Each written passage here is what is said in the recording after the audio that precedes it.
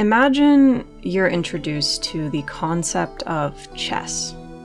You watch two people play it, and it seems really interesting and fun to you. You get someone to explain the rules. You spend probably hours watching videos and reading about strategies and how it all works. You really love this game. You join a group that gets together and plays chess every week so you can share this with other people who also love the game. You attend the event. Everyone there has decided that chess is when two people hit each other in the face with oversized fish until one of them falls down. You have nothing in common with these people, actually. They look at you with disdain when you talk about the actual game of chess and ask if anyone wants to play it. You have no community, actually.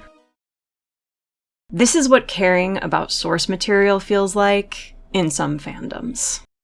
Hello, beloved YouTube denizen. If you've only just wandered in, my name is Wendy Rocket, and I'm a hot autistic who likes to scream about lawyers for fun and for attention. This video is part 2 of a pair of videos I've made about Ace Attorney misconceptions, fanonization, and misremembered plot and character details. If you haven't watched part 1, which primarily focuses around plot-related misconceptions, I'd highly recommend pausing right now and checking it out before diving into this one. If you just like to hear me yap about fanon characterization, where it can sometimes get out of hand though, stick around because that is all this video will be. My long analysis about mischaracterization and misinterpretation. While I am obviously going to be fairly biased in what sorts of mischaracterization I see due to the fact that I tend to only fixate on a good chunk of characters, I will go out on a limb and say that I am uniquely qualified to talk about this regardless. One, because I have a wonderful Discord server full of Ace Attorney fans who have vented plenty of their frustrations in this regard to me, and two, because I love every single character in the trilogy, with very few, very typical, very meaningless exceptions. Pretty much every single character in Ace Attorney has their own sort of charm to me. If you're sitting there thinking, I'm certain you don't love XYZ, I can tell you with full confidence that there is a pretty large chance you are wrong. Certain characters are more prone to things like this than others, of course, and just like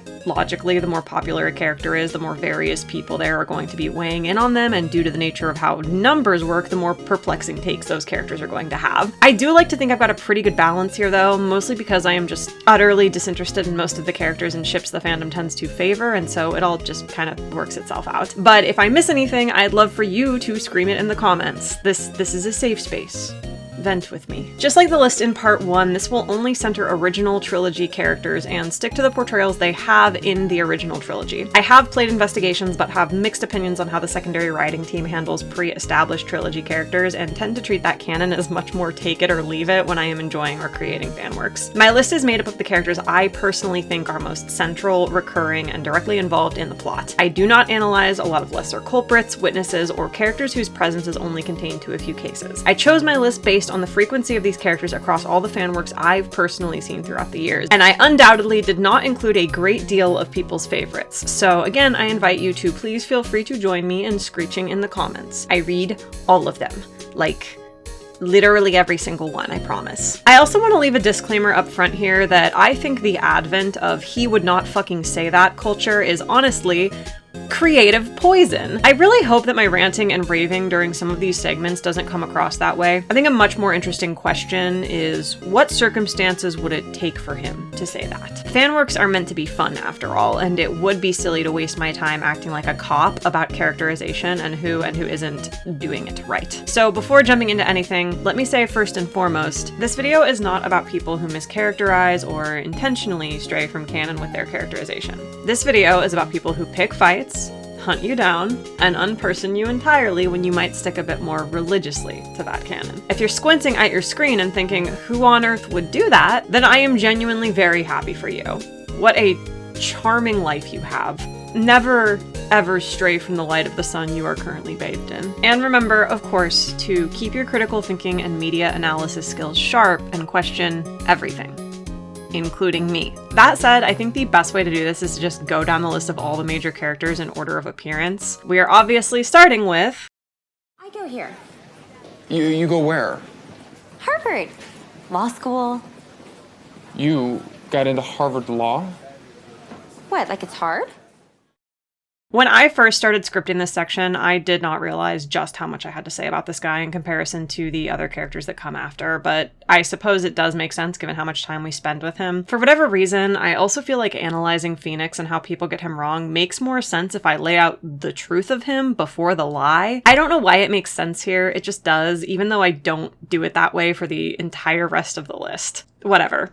My video, my rules. The amount of folks who don't seem to get our protagonist is honestly staggering given how much of his thought process we're intimately clued in on. I think a large amount of it can be attributed to his vague status as an everyman, and while I get that the trend in a lot of games is to make a guy you can project on, for whatever reason Ace Attorney never entirely struck me as a visual novel that encouraged you to do that. From where I'm standing, Phoenix's personality has always been so very distinct. I never really feel like I'm the one calling the shots. I always feel as though he's leading me, and as I progress through the game's events, I'm just along for the ride while he tells his story. I will say that I don't feel as though there's a very large amount of people that project themselves onto Phoenix. It's more like they just kind of project whatever suits the narrative or story they want to tell onto Phoenix. I find he's most frequently mischaracterized in Wrightworth works for this reason, but that doesn't mean it's not there in plenty of other places and areas of focus. So what do we know about Phoenix Wright personality-wise? Well, this is yet again another topic I've talked about before, but the one thing that I most often see people ignore or disregard about Wright is his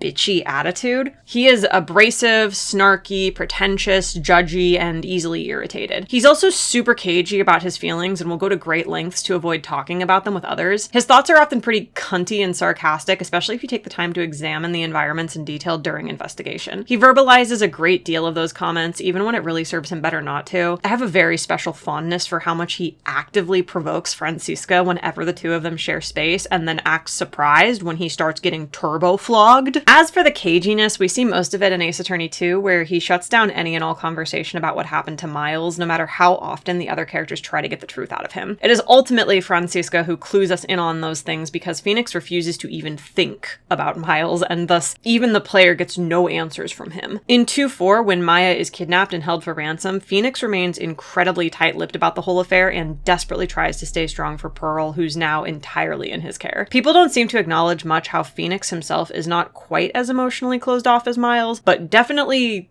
not doing much better. These are just some aspects of his character, but they're the ones I most often see disregarded. I think because Phoenix also possesses a lot of traits that seemingly contradict them. He is notably heroic and kind, but I really do think we can sum up the heart of his whole character in one singular word: faith. Phoenix's true core and ideals center around his unending faith in people. This faithfulness breeds loyalty and devotion, and those traits are both his greatest strength and greatest weakness. My favorite scene in the world, the one that I think sums this up in really plain terms, is actually a non-canon addition from the anime. It's this scene in a flashback episode called Turnabout Promise, where Miles has just taken off to live with the Von Karmas. This episode establishes these little toku keychains that Miles, Larry, and Phoenix all have, representative of characters and signal samurai that they liken themselves to. Before Miles leaves, Manfred forces him to leave his own behind, and Larry and Phoenix find it at his now vacant house. Larry immediately assumes that Miles has abandoned the two of them and discarded them as friends, but Phoenix fights him on it and refuses to think that of Miles. Larry disagrees, throws the keychain on the floor, gets ready to smash it with his foot, and little baby Phoenix dives for the keychain, content to let Larry smash his fingers instead. That, in essence, is the perfect summation of who Phoenix Wright is. Once he has decided he believes in someone, he will follow that belief to his damn grave, regardless of what happens to him along the way. We see this all over every canon. Another anime scene I love is this one in episode 2, where Maya says she doesn't want him to defend her because she doesn't believe he has faith in her that she didn't murder her sister. Phoenix accepts it and spends all day biking around in the rain trying to find a lawyer who will defend her, getting turned away left and right because Red White is blackmailing them all. On the tail end of it, he comes to check back in with Maya, covered in rain and cherry blossoms, looking a fucking mess, and shows her that he's got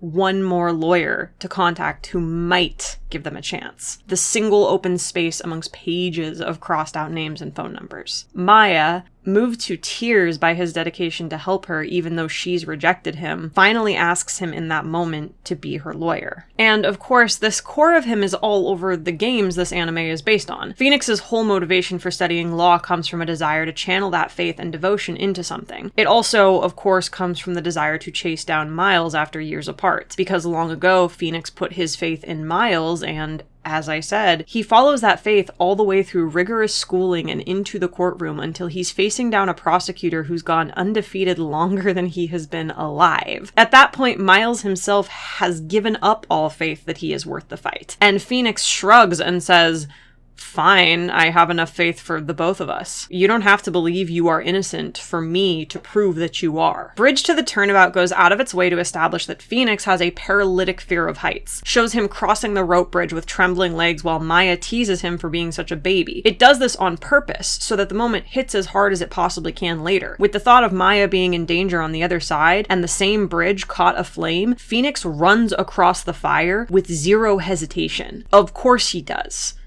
To suggest he'd do otherwise would be a disservice to his character. This is also, like I said, a fault of his. It takes him to incredibly dangerous and dark places. He loves and believes in Iris to such an extent that he eats poisoned glass for her. He is more concerned with exonerating who he believes to be his girlfriend than he is with his well-being or what is morally correct. He literally commits a crime at a detriment to himself. This faith element is also what makes him both an amazing and a totally dog shit attorney in hilariously disjointed tandem. When he believes his client is innocent, he will fight to the bitter end for them. But he also refuses to take clients who he might have even the slightest inkling are guilty. That sucks, Phoenix! Everyone deserves legal counsel! At Phoenix's lowest trilogy moment in Farewell My Turnabout, his only goal is to protect Maya. He basically turns into the defense version of the Von Karmas. Conflicted, of course, but ultimately tunnel-visioned on his verdict, ready to legitimately harm innocent people just to ensure Maya's safety. Phoenix shows time and time again that he is willing to break the law and forego plenty of his morals just to ensure the safety of that which he holds dear. That is what we call good writing. Your character's greatest strengths should always be tied to their greatest faults as well. It's a bit of writing advice I was given myself ages ago, and I have never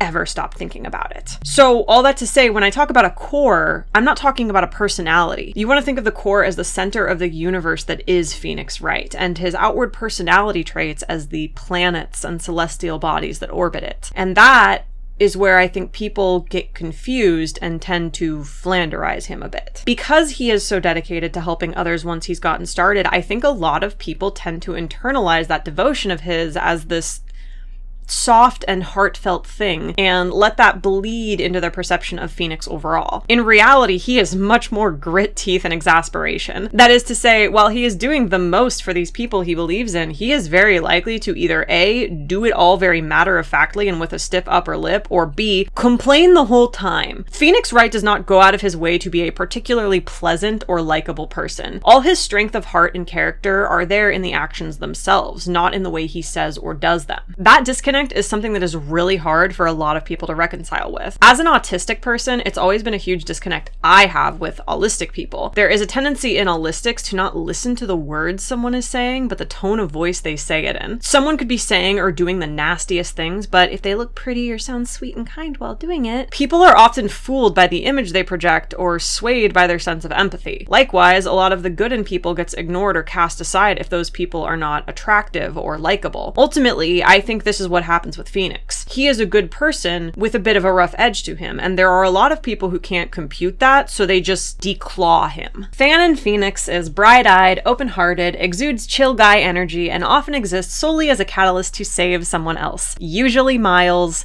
but not always Miles. People take his very real savior complex, tendency to self-sacrifice, and unyielding devotion to his people and make those deeper pieces of him rule his personality traits as well. They also tend to make him a much more feelsy guy. Every so often you'll get him talking like he's just gotten back from a therapy session, far more willing to talk out what's in his heart with little provocation. To summarize, they kind of sand down his edges and portray him as a more typical shonen protagonist, a sweet, hardworking, loving golden boy who will do anything to save the people he loves. And again, it's this weird non-projection, usually. People aren't really projecting their own thoughts and feelings onto Phoenix. They're projecting the kind of love and care they want onto him. Phoenix is often a vessel for the desires of the person writing him, a comfort, and so they struggle to give him his rougher, less pleasant traits because more often than not, that's not a comforting thing to people. I'm honestly guilty of this myself, though I do it with Miles, not with Phoenix, so I very much understand the headspace. I think it would be awesome, though, to see more fanworks that don't erase Phoenix's abrasive edge. He can be cagey and closed off and snarky and exasperated and still be the loving, loyal, dedicated soul that he is. He is all those things in canon,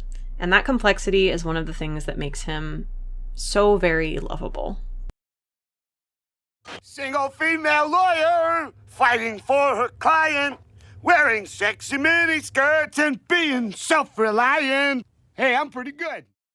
Mia is actually one of those characters that I see ignored more than she is mischaracterized. The lack of fan exploration surrounding her is not entirely surprising. In many ways, her sole purpose in the story is to be grieved by the people she leaves behind. That's not to say that she's not a fully formed and fleshed out character. On the contrary, she is one of the best and most interesting in the series, but a lot of what we're allowed to glean about her comes from the way others remember her. Of course, death cannot stop Mia. She's present in the story long after her body perishes, and so we get to see plenty of her just as she is. Too. Fanon Mia most often takes on a wretchedly bitter flavor, one that anyone who loves and appreciates female characters in fandom is bound to gag upon hearing me say.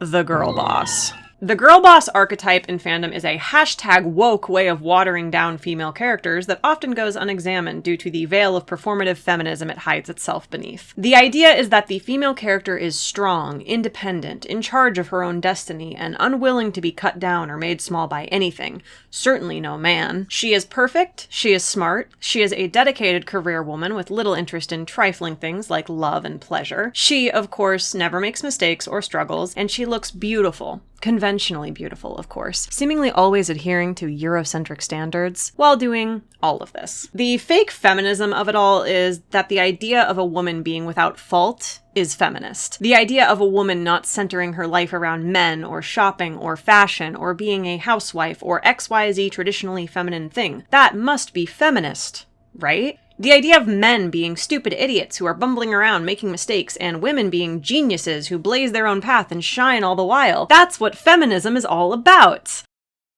Except, no, that's just misogyny with a woke hat. By deifying women, you strip them of their humanity in the opposite direction. Idealization and deprecation are just two different ways to dehumanize. The timid, beaten-down housewife and the perfect, beautiful girl boss who don't need no man are both just archetypes with no depth or humanity inherent. Neither of them are allowed to have wants, needs, or desires, things that every single person has. So all that to say, this is what I most often see done to Mia Fey. She is portrayed as a beautiful, dedicated, elegant career woman, a defector from the spiritual commune she was raised in who chose to flee to the city and pursue advanced academic degrees in order to uncover the truth about her missing family. Both men and women desire her carnally, and she has no time for either of them, but when she does, it's only for Lana, because dating women is more #feminist than dating yucky men, especially if those men are dark-skinned. Mia's physical appearance is also lingered upon in a way that's notably uncomfortable, and I won't say the game doesn't lean into this from time to time, but I find the fandom's fixation on it a little strange. I sat here for 5 minutes straight trying to figure out how to phrase this, but it's weird how many people will subscribe to this girl boss Mia notion because they're so progressive and feminist, and then turn around and talk about her like she is just a walking pair of titties. It can definitely be funny from time to time, but I swear it's legitimately hard to have a discussion about this character without people acting like her boobs are their own separate character that needs to be acknowledged. I certainly love titties, and Mia's are quite lovely, but it's absolutely baffling that that's often the focal point of her and not just an unremarkable part of her anatomy. The last thing I see regarding Mia is not about her character herself, but her place in the story. So many people who seemingly don't know what words mean assert that she is an example of the dead female character archetype, or that she was fridged. To define these terms, the first is a feminist critique of a trope in media where a female character, usually someone's wife or mother, is killed off solely for the purpose of advancing a male character's storyline or arc. This is often done in the first act or revealed in a flashback later, but the convergent ideas there are that the woman herself is more or less given no character of her own. She exists as a means to an end. We don't get to know her as a person who was loved and lost. What did this man love so much about her? What were her hobbies? What were her passions, desires? What mark did she leave on the world? These questions are never answered. The woman is not a person, but a storytelling device. This is often shorthanded to fridging, which in itself is short for the phrase women in refrigerators. This word choice comes from American writer Gail Simone and is a reference to an issue of Green Lantern where a female character was killed and stuffed into a fridge. Simone used this not only to critique the disproportionate amount of violence toward women in comics, but also the way that male characters are often given more noble or impermanent deaths, while women tend to be killed off for shock value, never to return. Though Mia Fey is indeed killed off in the very beginning of the first Ace Attorney game, I think to say say her death falls under either of these umbrellas is more than a bit misguided. For one, she does not truly die. Her body perishes, but the existence of magic and spirits means that she sticks around throughout the entire trilogy to clean up all the unfinished business she left behind. For another, she is offered a huge amount of dignity and resurrection in that death. Not only is Mia herself allowed to hammer in the final nail in the coffin of the man who brutally murdered her, but at the end of the trilogy, she is also the one who more or less takes down the big bad looming over the whole story. Mia is not at all a passive player in this story, even when Phoenix is the one in the limelight. More often than not, Phoenix himself is a catalyst for the stories of the people around him, especially the people he loves. We're meant to learn and love them the way Phoenix learns and loves them, and Mia is the very first example of this. To say that Mia died to further Phoenix's character development is as nonsensical as saying that Miles became a prosecutor to further Phoenix's character development. Like, yes, that is how a story works. Key events happen to our characters, and those events transform them and everyone around them. When it comes to fridging female characters, I think the most important thing to ask about the woman in question is, do we know her? How much do we know about her? And how is that information delivered to us? I can, of course, answer all those questions about Mia Fey and tie them back into my initial critique of her portrayal in fandom, because I'm a bitch who loves to write a tight little script. To be honest, I do think that the people who call Mia a fridge case only in the context of the first two Ace Attorney games might have a point. Indeed, in Game 1, she merely shows up, establishes herself as the wise mentor who guides a nervous Phoenix through his first trial, and is then killed off, cementing into motion the quick ramp-up of all the events that originated with DL6. After that, she is not a central character in Games 1 or 2, but a sort of paradoxical deus ex machina who has all the answers but cannot give them to Phoenix because, surprise, this is a video game and you have to figure out the puzzle yourself. Again, this is a case for fridging, but not a strong one. As previously mentioned, it's only by following the clues Mia left behind that Phoenix is able to even make a case against Red White. Like, we never talk about this dialogue here. Mia's spiritual powers were apparently so strong that she could do more than just channel. She claims to have held a proper audience with the dead here and used what she learned to get close to Grossberg and eventually Red White. Phoenix only gets that name because Mia left it for him, and White wasn't thorough enough to scrub it like he scrubbed everything else. Though Phoenix pushes White's back against the wall, it's because of Mia's intervention that he's put away. It's because of Mia's quick thinking that the case ends at all. Phoenix takes a hammer and plywood and starts building the trap, but it is in fact Mia Fey who presses her boot to White's chest and heaves him into it, avenging herself and ensuring the safety of both her sister and her protege. Throughout the series, Mia often shows up as a last resort, a saving grace when everything seems hopeless. If the case is looking like it's about to end, there's nothing in the court record that seems as though it can save us, it is more often than not Mia who busts in during that final hopeless moment and picks Phoenix up off the ground. This, of course, ties back into that girl boss fanonization I was bitching about a few minutes ago, so if it is truly wrong, why am I bolstering it here?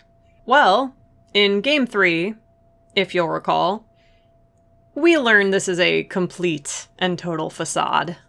Remember how I said that Mia being a fridge case was only a point you could make in the context of the first two games? Yeah, Trials and Tribulations completely fucking dashes any argument in favor thereafter. TNT's opening case gives the player control of Mia Fey in her rookie days, peels back any notion of her being a big city lawyer who has her shit together. She is bumbling, nervous, stringing points along by the skin of her teeth. My favorite thing about her is that she carries on the Fey trait of being violent when she's emotional, often attacking both her co-counsel and her client when the prosecution gets the better of her. Here in Mia's second case, she is the spitting image of the attorney she will eventually come to mentor. Bluffing, sweating, young, naive little Mia doing her best to defend a man she believes is innocent with all her heart. And you might be saying, yeah, Wendy, that's called character development. That is a flashback case. It's inspiring to see where Mia starts and then where she goes. It's cathartic to see her rise from this anxious wreck to the girl boss she will one day become. And you're right. Like, you're right. But you're also wrong. Did I say the facade is revealed in Game 3? I lied, actually. I super lied. The facade is revealed in Game 2. Early in Game 2, during the second case, where Mia cements one of her catchphrases in the franchise, one she will continue to repeat until the trilogy ends. Phoenix, you can't make that kind of face in front of your client. A lawyer is someone who smiles no matter how bad it gets, and especially when it's bad.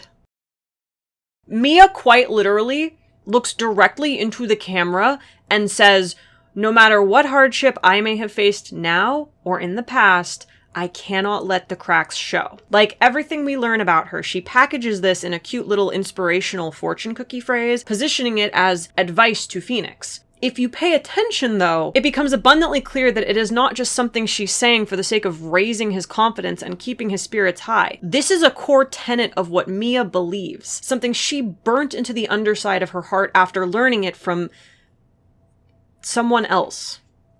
This truth is immediately driven home mere minutes later when she and Phoenix talk about the current case at hand, and it is revealed through the sudden, shocking appearance of 3 psyche locks that Mia may have everything figured out already. If you've played this case, you know that she, of course, has a very personal stake in this. Someone has gone to great lengths to frame her little sister for murder, and Mia knows, or at the very least suspects, that the person in question is their aunt. Cool as a corpse, though, Mia remains strong. As her suspicions are confirmed, as Morgan is taken away, as little Pearl is orphaned, as Maya is forced to watch her family fall apart, Mia refuses to crack.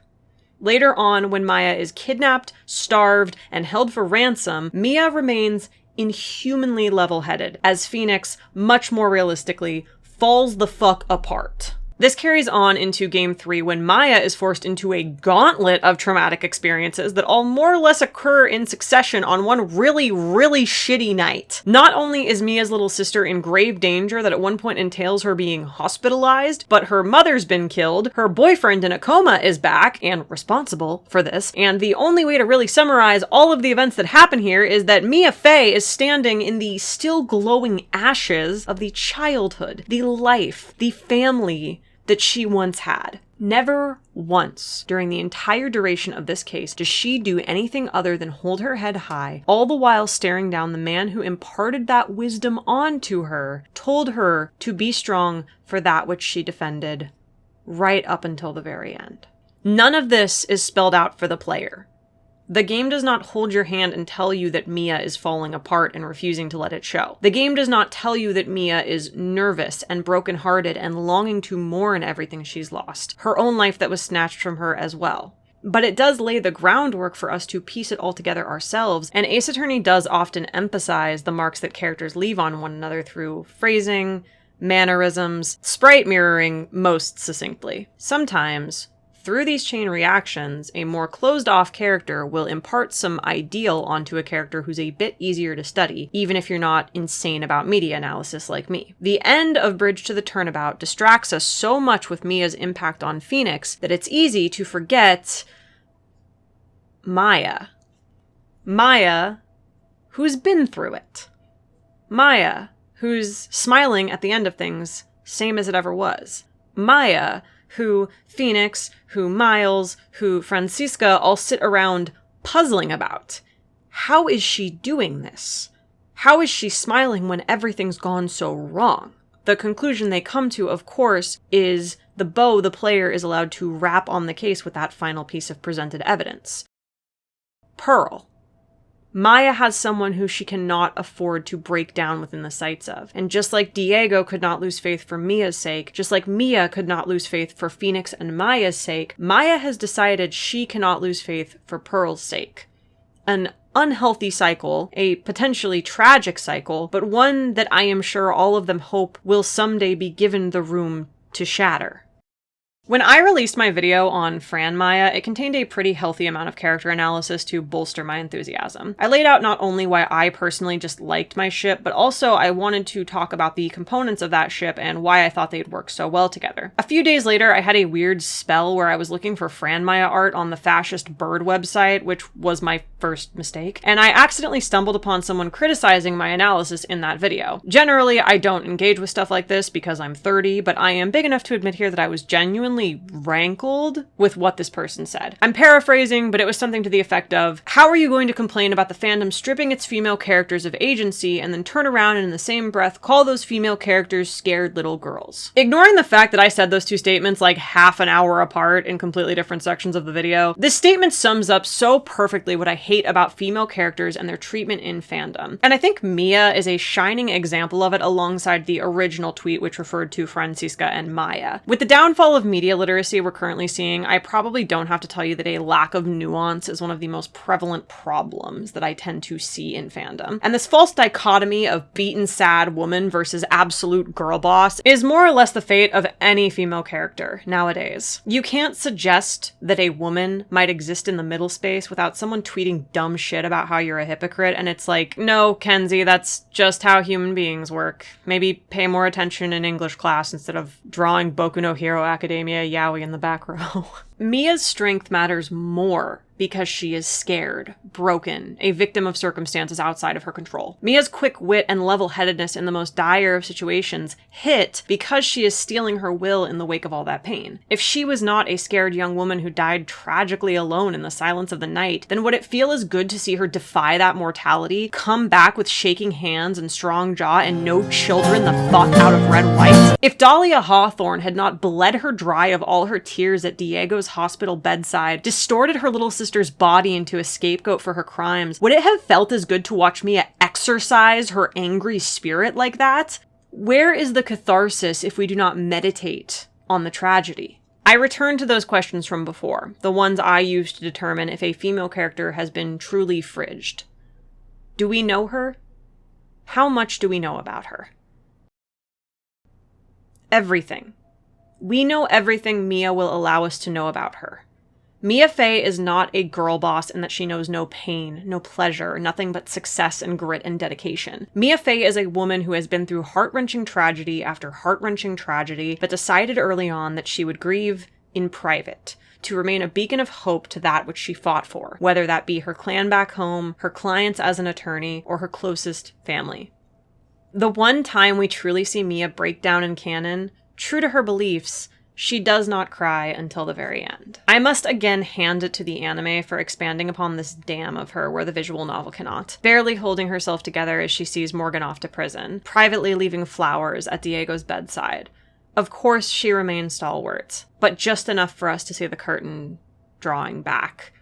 Though we're allowed to see those lapses in her willpower, the visuals also showcase that since Mia herself does not want us to know the less steely parts of her, the narrative will honor her in how much it allows. A short-lived scowl of betrayal at the end of Case 2-2, a silent visit to her beloved where the camera never quite pans up to show us the expression on her face.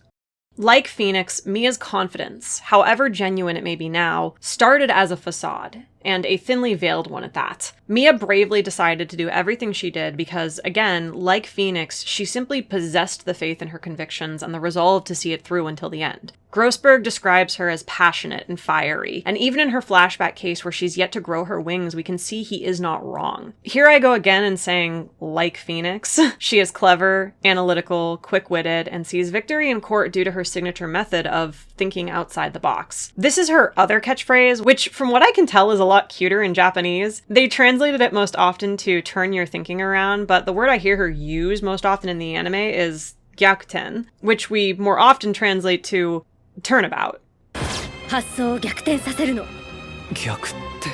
Turn about your thinking, she tells Phoenix. In Japanese, Ace Attorney is literally called turnabout trial. Like Phoenix is a phrase I intentionally bring up before I answer our final question, re fridging. How is this information about Mia's character delivered to us? Ace Attorney, if you actually think about it, can be summarized very nicely as a story that focuses on the two sides of Mia Fey's life and legacy, and how that separation of her lives in harmony, in honor, and in love of her. On one side, there is Maya, who represents Mia's heritage, her birthright, the legacy she inherited but chose to honor through different means than the ones designed for her. On the other side, there is Phoenix, who represents the accidental purpose she found through pursuing that honor, that of criminal defense. Our protagonists meet and grow close only because of Mia, and a huge part of both of their respective stories has to do with living up to the person they believed her to be. Given these facts, it would be so easy for Mia to be a passive player in all of this, dead and gone, spoken of only when Maya and Phoenix cry for the loss of her. It would be so easy for us to learn only of Mia's influence through the lens of those who remember her, witnessing what of her lives on in our two main protagonists. A comment here or there about how Maya has her iron will, her fiery spirit, her innate sense of justice and inability to stand by and do nothing. An extended, cliche, repetitive take on the climax of the trilogy where Diego finally accepts Phoenix only because he sees what Mia left behind in him. It would be so easy to learn Mia's life and personality through all she shares with the both of them, Phoenix most of all, because, like I said up there, almost everything I can tell you about Mia Fey are traits she shares with Phoenix, traits she either nurtured in him or imparted on him. It would be so easy for Ace Attorney to take the easy road, fridge her proper, and allow us to know her only through some man. But, as I hope I have proven here today, it does not. We know that Mia and Phoenix defend the same way because we have seen both of them defend. We have seen her build a case. We have seen her unorthodox way of thinking. We have seen her hold her own against a prosecutor who then goes on to be undefeated for 4 years straight, only felled by her protege. We know of Mia's fiery spirit because we see it in court before and after her death. We know of her cool demeanor because we watch her hold steady through what we can easily say are the most harrowing circumstances in her existence, and we know that it is a facade because she tells it straight to us. If Mia Fey is a girl boss depends on how you define the word. Is she competent, clever, dedicated, and beautiful? Yes, of course she is. But she is also human. She is a human who grieves, a human who loves, a human who honors the men who mentored her just as much as she honors herself, a human who fell in love with one of those men. She likes watching movies with her sister. Sometimes she gets so emotional those movies make her cry.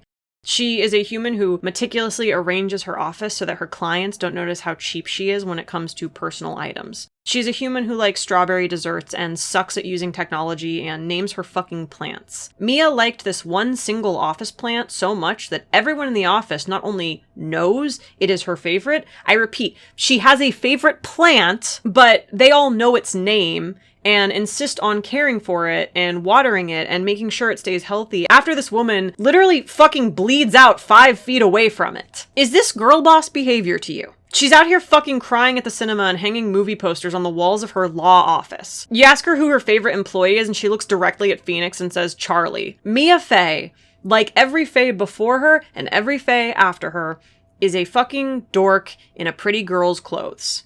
She is a silly goose. And she is a genius, and that is why she is wonderful. I like Oreos and pussy, yeah, and I cried for at least an hour after watching Toy Story 3. Larry is a very hard one to untangle because I feel as though the games themselves really drop off with his writing around Game 3, and that makes it really hard for me to be particularly annoyed at the fandom when they flanderize, discredit, and are otherwise uncharitable toward him. When it comes to Larry, I feel as though Takumi himself kind of lost whatever vision, if any, he had for the character in Ace Attorney 1. So I'm going to try and focus on what I see in fandom and where I feel it is out of line, but I do veer at the end into points that are a bit closer to, this is canon and it's legit, I just think it's badly written. Like Mia, I think the biggest slight to Larry's character in fandom is not necessarily how he is characterized, but how he is excluded, most often in the context of Naramitsu. If you're writing simple, tender, romantic fluff pieces about Phoenix and Miles and their private lives, it makes total sense that their strange, obnoxious platonic third has no place in that. That is not what I am talking about. I'm talking about explorations of Miles and Phoenix throughout their lives, throughout their years, and throughout their various highs and lows where Larry is notably not present, even when other characters might be. I'm talking about when people attribute Phoenix's interest in law entirely to Miles, forgetting that Larry was a huge part of it too, which is quite literally one of the first things Phoenix says in the game. He defends Larry pro bono and calls it repaying a favor, and he takes on the daunting task of a murder trial as his first case simply because Larry needs him. Miles is just as horrendously tight-lipped about his personal life as Phoenix is, if not more, but we know that he and Larry were close regardless. Close enough that he disclosed his hopes and dreams to Larry and hung out with him regularly. Though Miles says it with a scowl and grit teeth, Larry is one of the only people in canon, the other of course being Phoenix, that Miles has referred to as his friend. To a person as emotionally stilted as Miles, an acknowledgement like that is incredibly sacred. He is very, very careful with the words he uses, and it is not a stretch to assume that reaching friend status is an incredible feat that takes years. This is like a total side tangent, but I promise it has a place here alongside the point I'm trying to make. Before I was into Ace Attorney, my main fandom was Pokemon. Specifically, it was the Pokemon anime, and even more specifically, it was the Team Rocket trio. All the art, writing, meta, and graphics I made centered around these three, and more than anything in the world, they centered around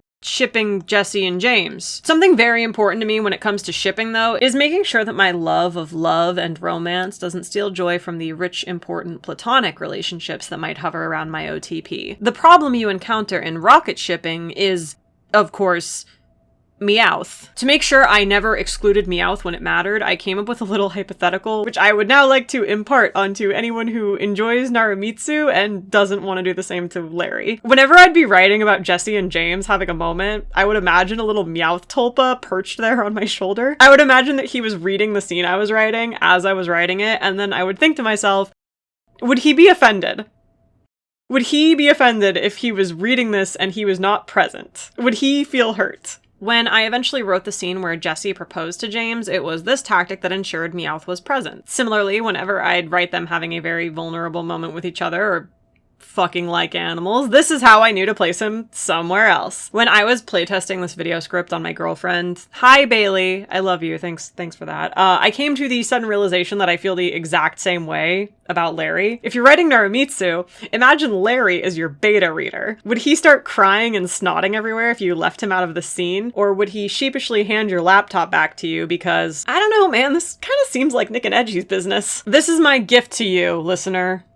Use it wisely. Beyond the exclusion, I do find Larry's fanonization and mischaracterization to be some of the most heinously uncharitable. Way back in the 90s and early 2000s, a lot of anime and adjacent media had this very specific character archetype. Put bluntly, just a fucking creep. TV Tropes has a lot of different variations on what it's called, but I think the most general one is lovable sex maniac. You've probably seen this character in some regard if you watch a lot of anime. It's pretty much always a man who is horny to the nth degree, and the narrative centers this trait of his to an absolutely unignorable variety. Oftentimes, this man will regularly assault women, and every time it will be played off for laughs, rinse and repeat. As times have changed and unfortunate depictions like this have been more widely criticized, the trope has wavered and thankfully kind of vanished. I think we're more or less all pretty grateful for that. The problem, though, is that people just kind of lump all those iterations on the archetype in under one nice big sexual predator umbrella, which has never really been the case because the anime pervert, if you look at it, is actually like a huge spectrum of varying levels of creepiness and lack thereof. Like, just using examples I'm vaguely familiar with, okay? You've got Miroku from Inuyasha. He's one of my favorite anime perverts of all time, and he fucking sucks.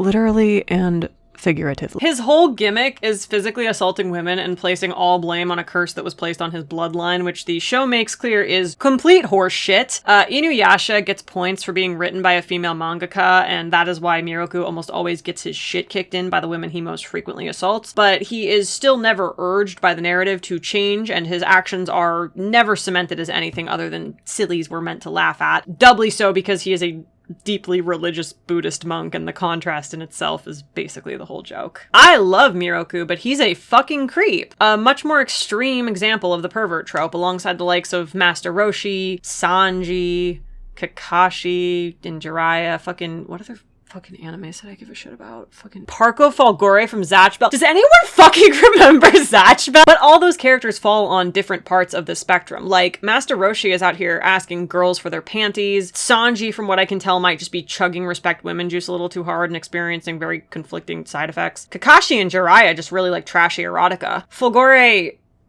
yeah, I can't really explain this. It speaks for itself. And the thing about Larry is that he is 100% on the lower, less heinous, G-rated end of this spectrum of fuckboyhood. An honor he shares with, I can tie anything back to Pokeani, Brock, and probably many others I'm unaware of. This fact about him seems often ignored in fanon, and the confusion I felt when I saw people genuinely talking about him like he was some kind of awful sex pest who preys on women was certainly palpable. We have plenty of examples of that in similar media, and Larry, in comparison, is incredibly innocent and tame. Larry's just a hopeless romantic. That is truly all we get from him. He's an extroverted guy with a big heart, and he fucking loves women. Why is that a problem? Bitch, so do I. In a chaste way and in a sex way. Fucking die mad about it. Simply desiring connection and love, whether it is a man pursuing a woman or not, is not a negative character trait. Why is Phoenix allowed to engage in some very light stalking of their childhood friend, but Larry pursuing any woman in any way is for some reason proof that he is secretly some sort of nasty sexual predator? Homeboy just loves love. If you, random fandom person, are assigning sexual predation or ill intent to something so wholly innocent and sweet, that says way more about you than it does about Larry. This dude talks about women like they are golden goddesses, and honestly, that is why he goes right up on my shelf beside Brock as the true lesbian icon. You know how gay guys will like deify female pop stars as their own icons?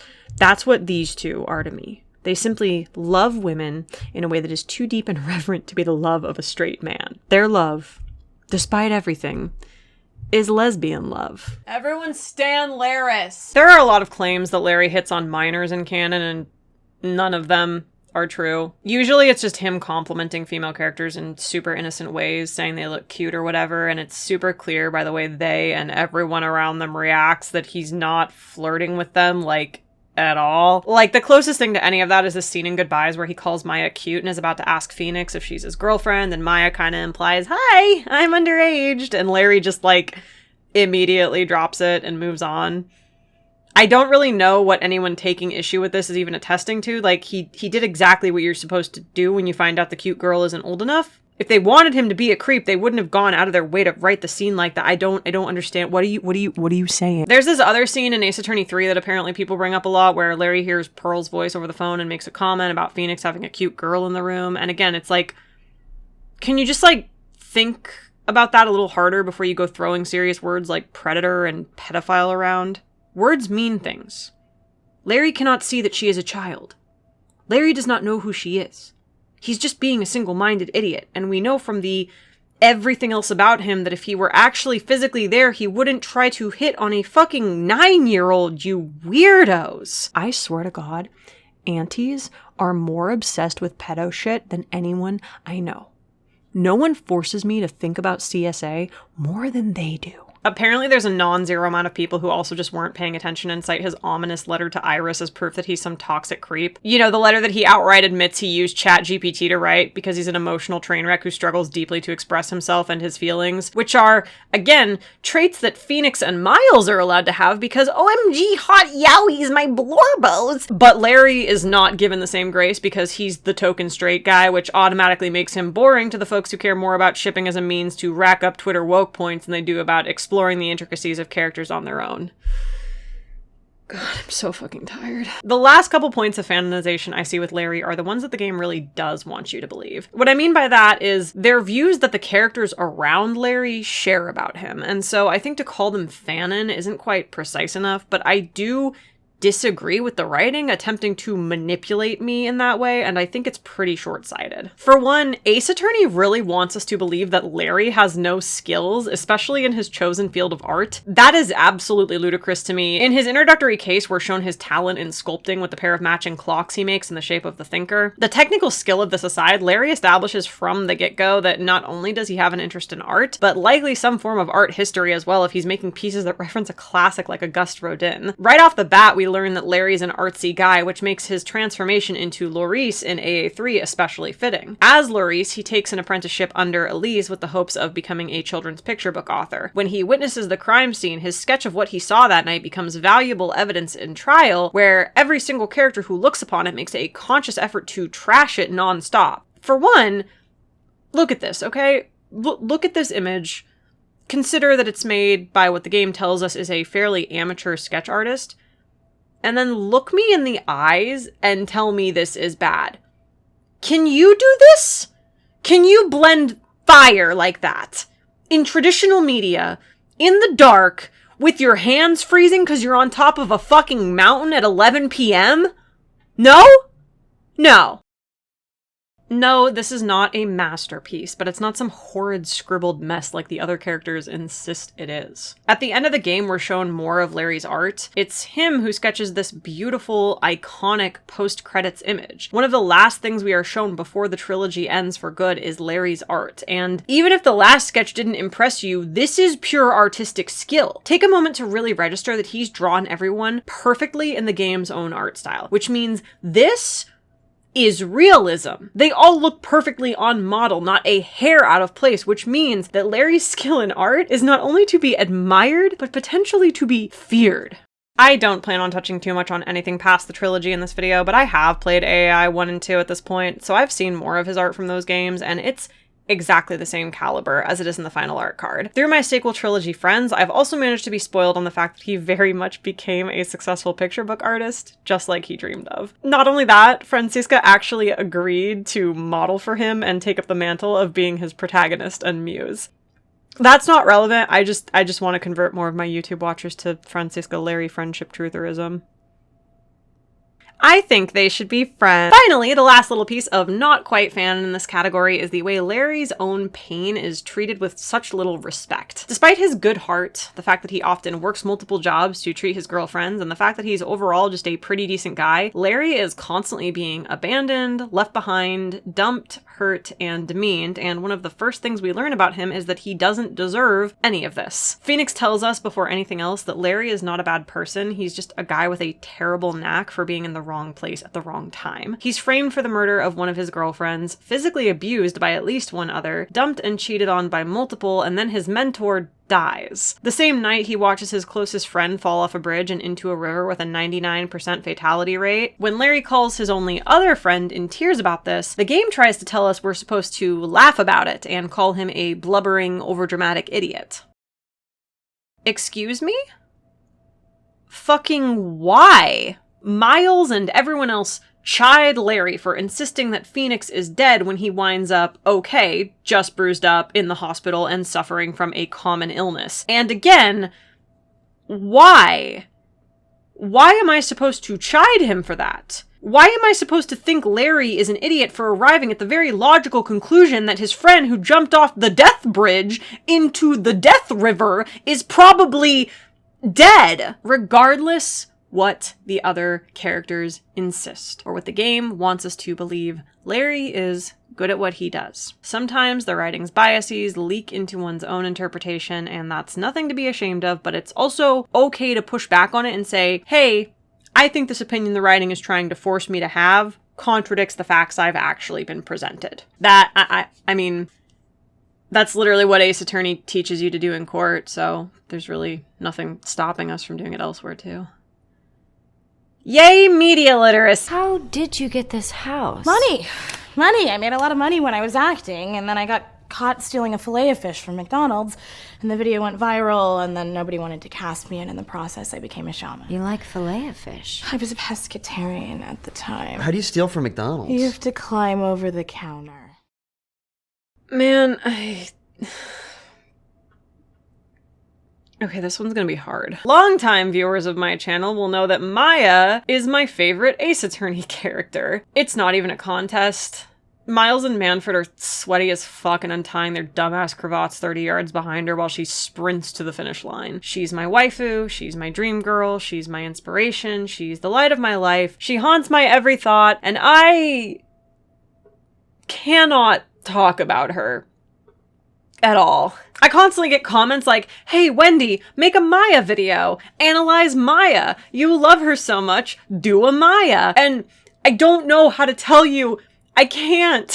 No matter how hard I try, I can't. Anytime I try to put my thoughts about her to words, they rush to spill out and dam up my head and heart. It was Jane Austen who best summed up how I feel about Maya Fey when she said, maybe if I loved you less, I could talk about it more. I'm still going to try, but if this part of the video is less organized than the others, suck it up, Buttercup. It's my YouTube channel and I can do whatever the fuck I want. So Maya Fanon is weird as fuck because the two main flavors of it run completely contradictory to one another. Both of them admittedly kind of get the point of her, but both of them ignore the other, and as is the theme here, really strip her of her nuance. The first genre of Maya Fanon waters her down entirely to her silly weird girl facade. This looks many ways, a great handful of which do resemble canon. She's always there with non sequitur to cause chaos or do a violence to Phoenix, and of course she has to mention burgers or Steel Samurai so that the fic author or fan artist can check off all their boxes and call it a day. None of this is out of character on its own, of course. These are all things that Maya does in canon rather often. What elevates them to Fanon is when this is all Maya is made out to be. When people forget that she is incredibly clever, resilient, brave, and quick thinking. The silly burger girl Fanon also ties into the rampant infantilization I see of Maya, something that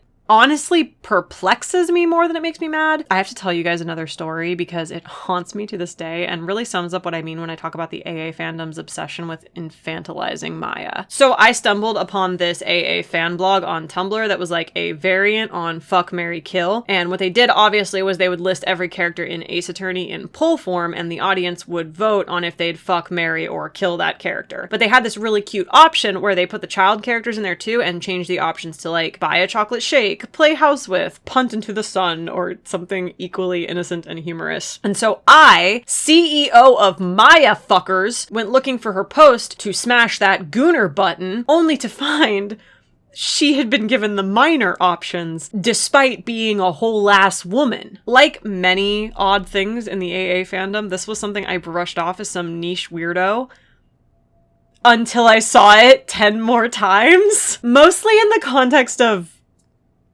okay, look, I gotta talk about Narumayo for a sec. So Narumayo is this like completely inoffensive ship, that of Phoenix and Maya. And because the AA fandom is full of like weird normies who got into fandom during quarantine and treat it like a holy crusade instead of a hobby, they have really weird ass opinions about Narumayo. One thing I have got to tell you guys about anti-shippers is how mind-numbingly insecure they are. So like regular fandom folks, right?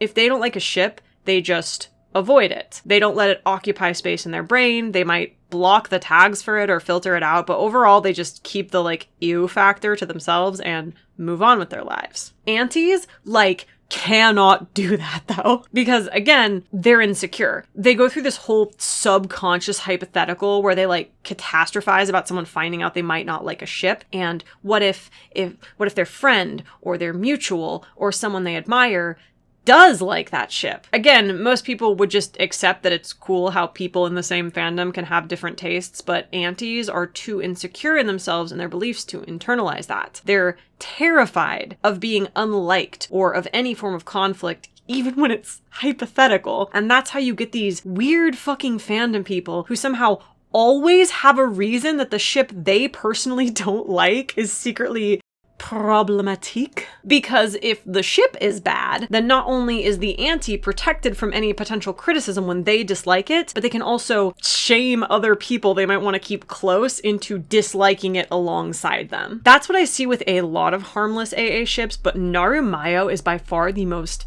vicious. Antis make up a lot of reasons why Narumayo is secretly bad. The funniest and wildest of which is that Nick and Maya are somehow secretly siblings, and so it is definitely totally incest. This is incest!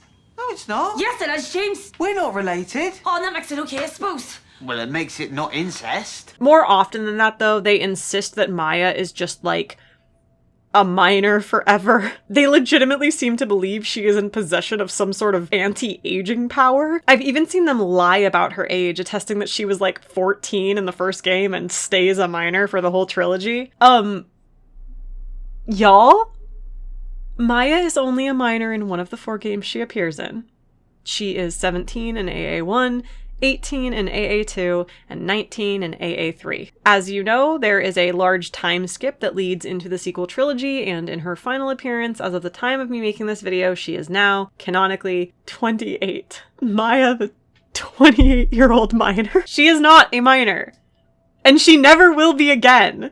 And if that upsets you, I am begging you to do everything in your power to invest in the business of getting some real life problems. This is unrelated, but I swear to God, every single time I see someone bitching about how Narumayo is secretly pedophile shit because the word pedophile has no meaning anymore, I will scroll through their socials, just to see what kind of other weird shit they got going on. And without fail, every time they're like commenting on fan art of Franziska, like, oh my god, whip me, mommy, Franziska von Karma, please, just one chance, Franziska von Karma, call me. And I'm sitting here like, We're the same age! It's crazy. The most painfully transparent announcement to the world that these people do not understand how age works and just mentally decide people's ages based on how those people act. I genuinely wonder how these Maya is a minor because she acts like one people would react if they were ever forced to encounter me in the wild. A ruthless, upfront, no-nonsense businesswoman in stilettos and pencil skirts who comes home to my 300-piece Pokemon plushie collection and yells on YouTube about which fictional lawyers I want to make out. All that to say, Maya is very frequently stripped of her adult agency and branded a silly, childish forever kid simply because of her bubbly personality and jokey coping mechanisms. A lot of folks also make light of how often she is accused of murder, acting as though it is just a silly, goofy thing she does and not like a genuinely deep-seated death curse of sorts. It's talked about with this affectation of like, haha, Maya slipped on a banana peel and landed in jail again, when in canon it is very much this like horrible tragedy that fae women are all either victims or perpetrators, and Maya is doomed to always teeter on this line of that. Her life is constantly in danger and she is constantly at the scene of the crime and often blamed for the tragedies that befall her closest friends and family. Our introduction to Maya is literally her getting blamed for killing her sister while the corpse is still warm. To this point, I will just state the obvious. Maya's bubbly, distractible personality is not the end of her. I can rattle off right now 10 million reasons why Maya is so much more than that, but let's start off with her intellect. Maya is smart.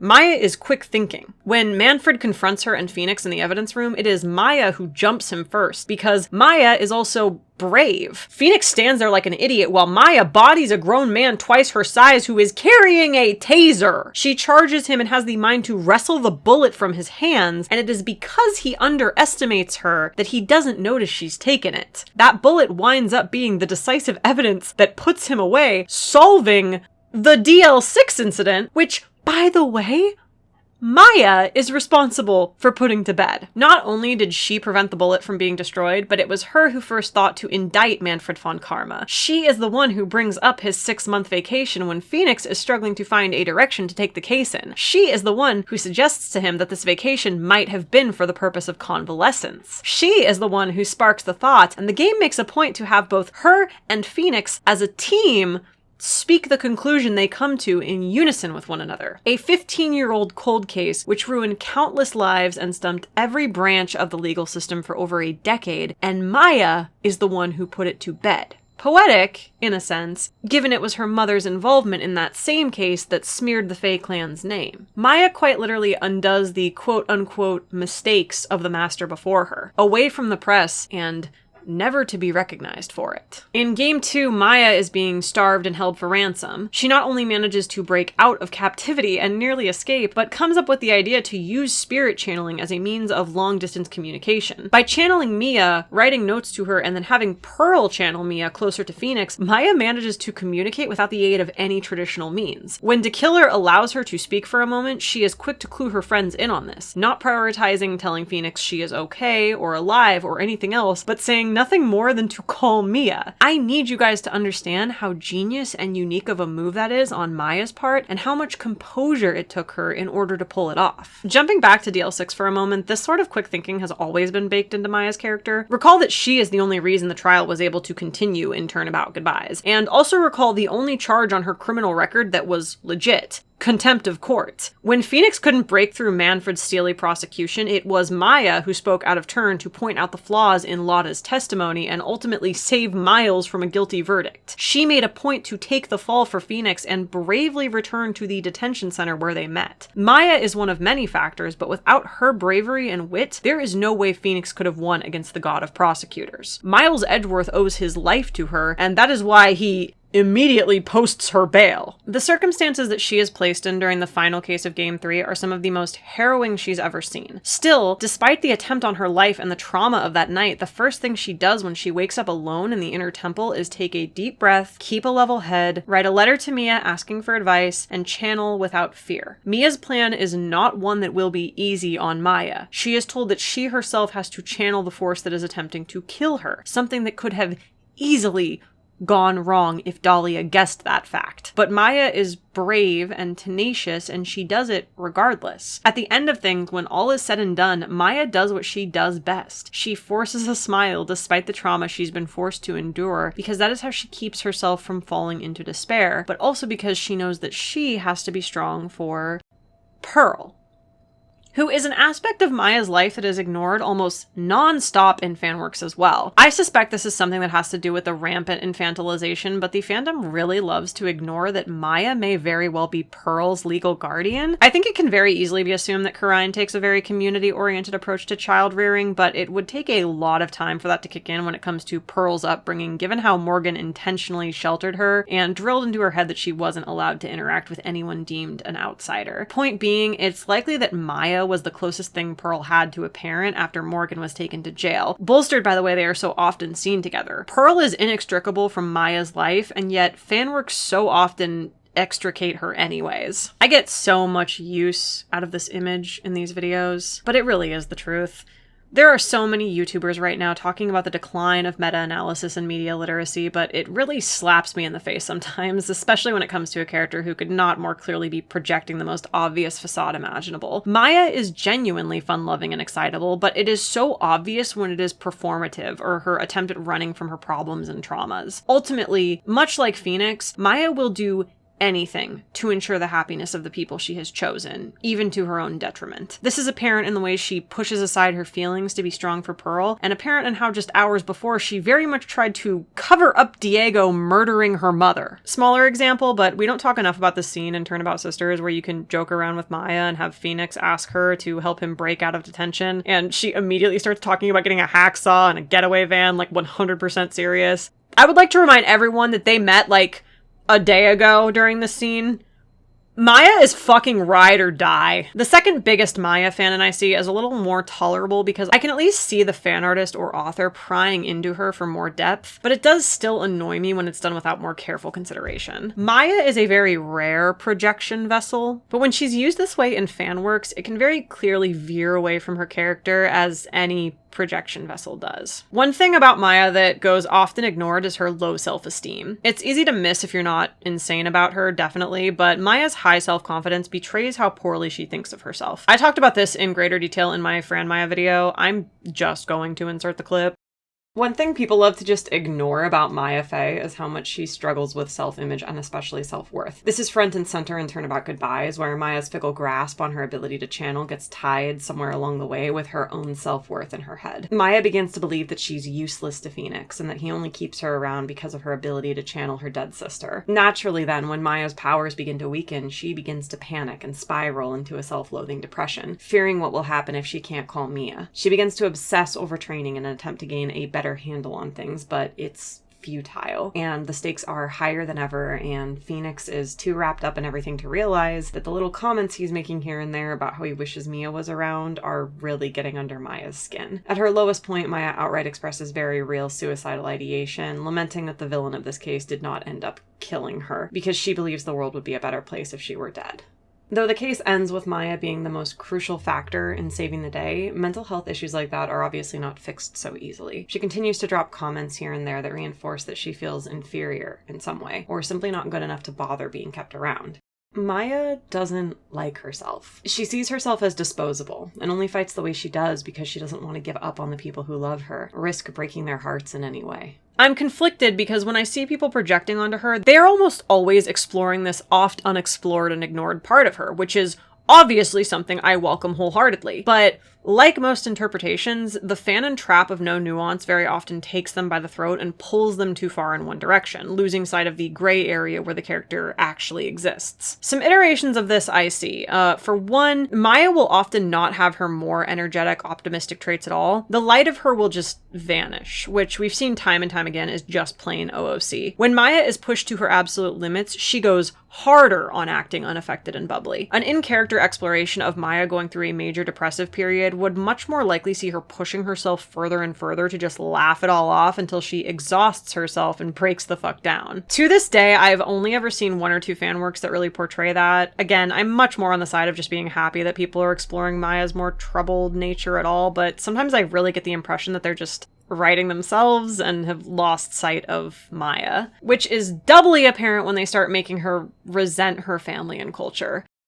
Look, I don't know how to say this, but the Ace Attorney fandom and many modern fandoms as a whole just have a major problem with foregoing characterization to write their real-life problems onto a Word document. I talked about this at length in my video about Manfred von Karma, and in that video I tried to make it clear and be sympathetic and charitable in saying that there's nothing wrong with coping through fanworks and creation. After all, to make art about one's suffering is simply to be human. But the problem, as stated many times, is that these fanon interpretations become gospel, and you get people then arguing with you if you don't personally align with them. There is a very specific flavor of this that trifles me more than anything. Put bluntly, it is when fan artists and writers just chuck out any characterization their favored projection vessel's parent has so that they can just write their own abusive parent instead. I see this most often with Manfred von Karma. Again, I discussed this at length in my video on him, but people who aren't invested in his character and just want to write fic instead of going to therapy or venting to a friend will literally ignore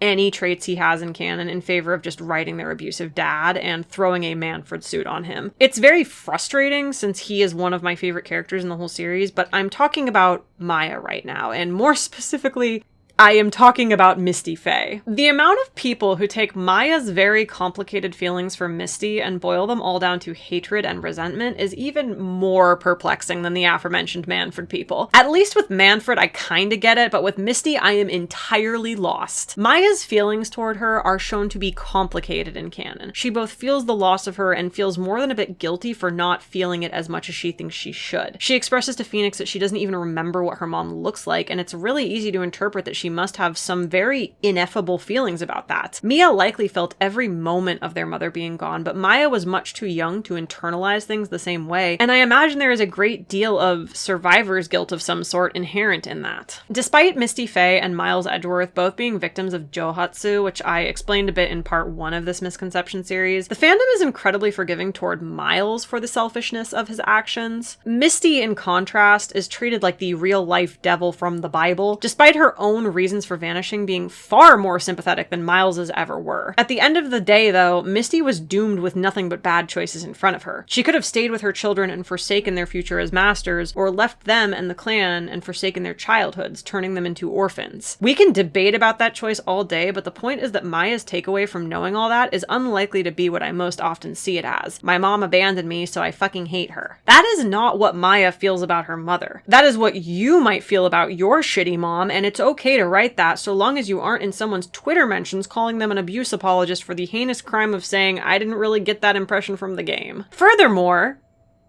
why the fuck don't people just write Morgan that way? Morgan is canonically an abusive mother. She's one of the only actually and explicitly abusive parents in the canon.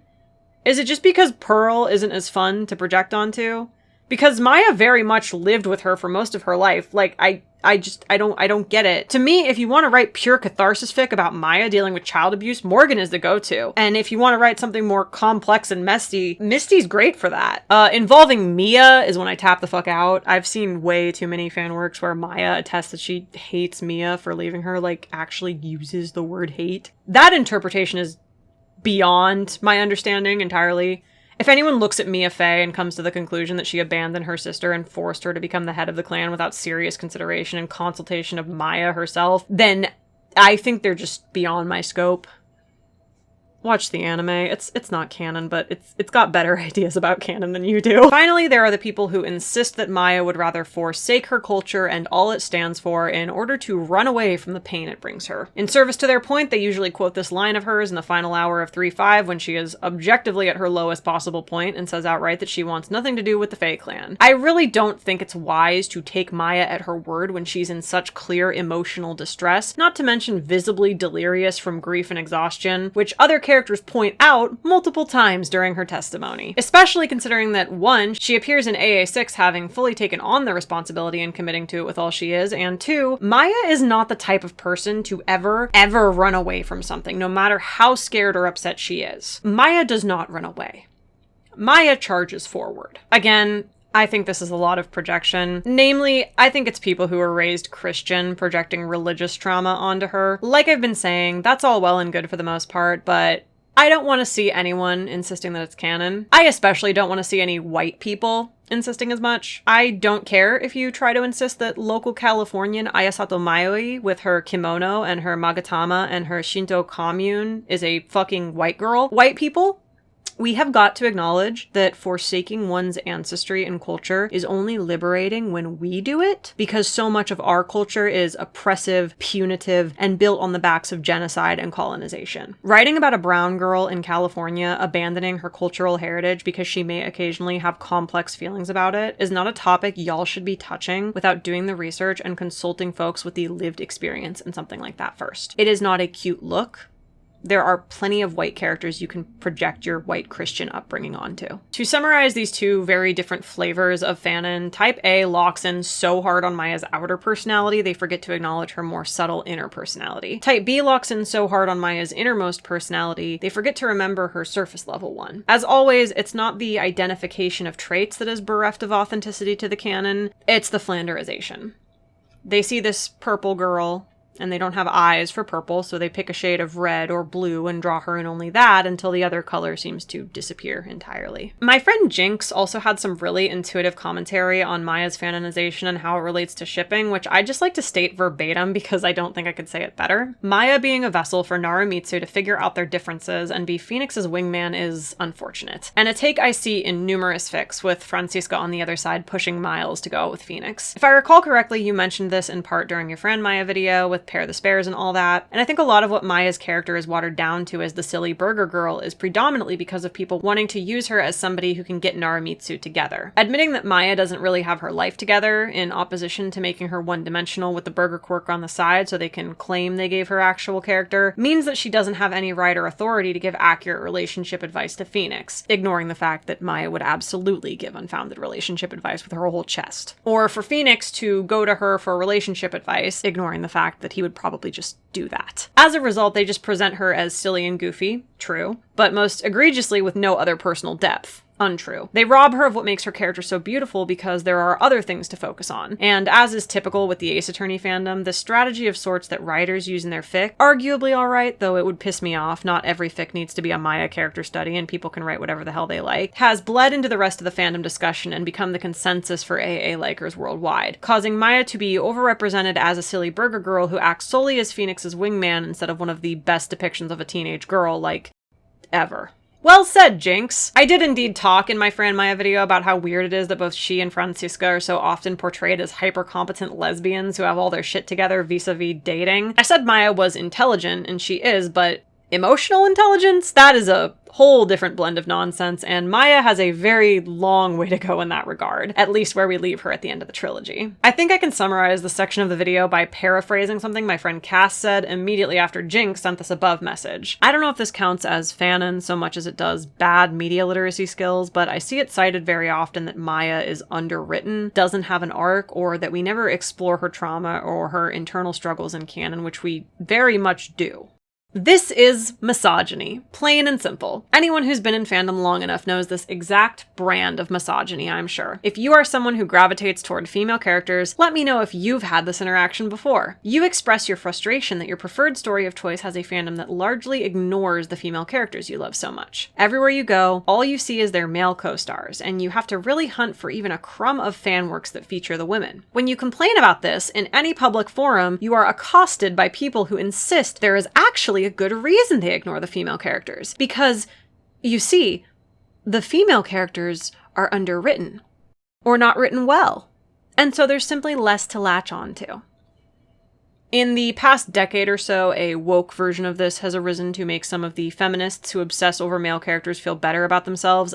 They will insist the same, but packaged in the lie that the writers are the real misogynists, and that they simply don't know how to write women, or only write women poorly.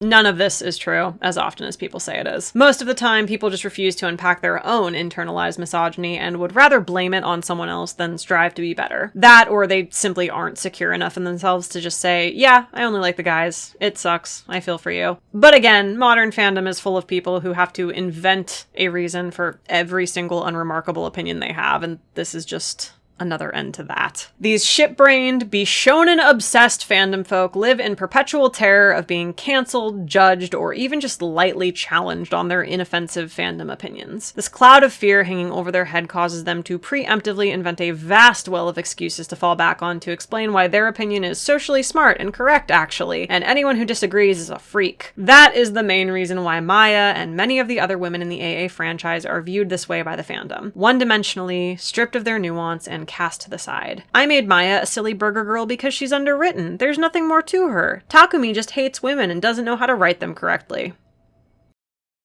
Maya is Takumi's favorite character, by the way. I would just like to end this section by saying, from the bottom of my heart, that it shows. Detective, this is a crime scene! What is this, a murder weapon? Get off my dick! He's perfect. I have nothing to say. Teddy was a prior.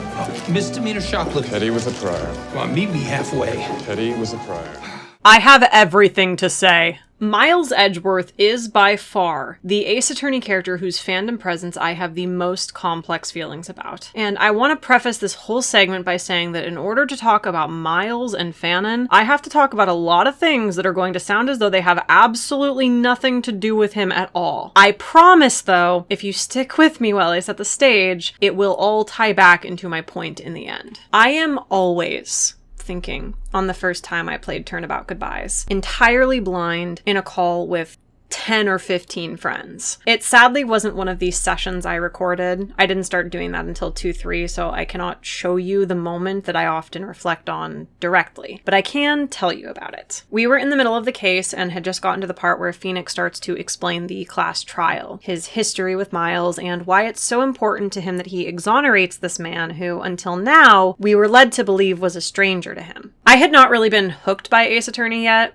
Watching my friend play it every Saturday was just something I did to socialize and pass the time, but not a special interest or anything close. I was very pointedly only half paying attention at this point. But in that moment, I felt my brain chemistry quite literally shift. As Phoenix explained that Miles used to want to be a defense attorney, that Miles had been the only person to defend him all those years ago, that he considered this all repaying a favor. I remember connecting all the pieces in my mind right then and there. That Miles's dream had died when he himself was victimized. That the defense had suddenly shifted from person who protects the innocent to person who protects the guilty in his underdeveloped, traumatized brain. That he had run hard in the other direction and chose to become a prosecutor to carry out justice for the people he now saw himself more clearly in. In a split second, the scope of Miles's whole character, all its moving parts, settled into form in my head. And that is the moment I became insane.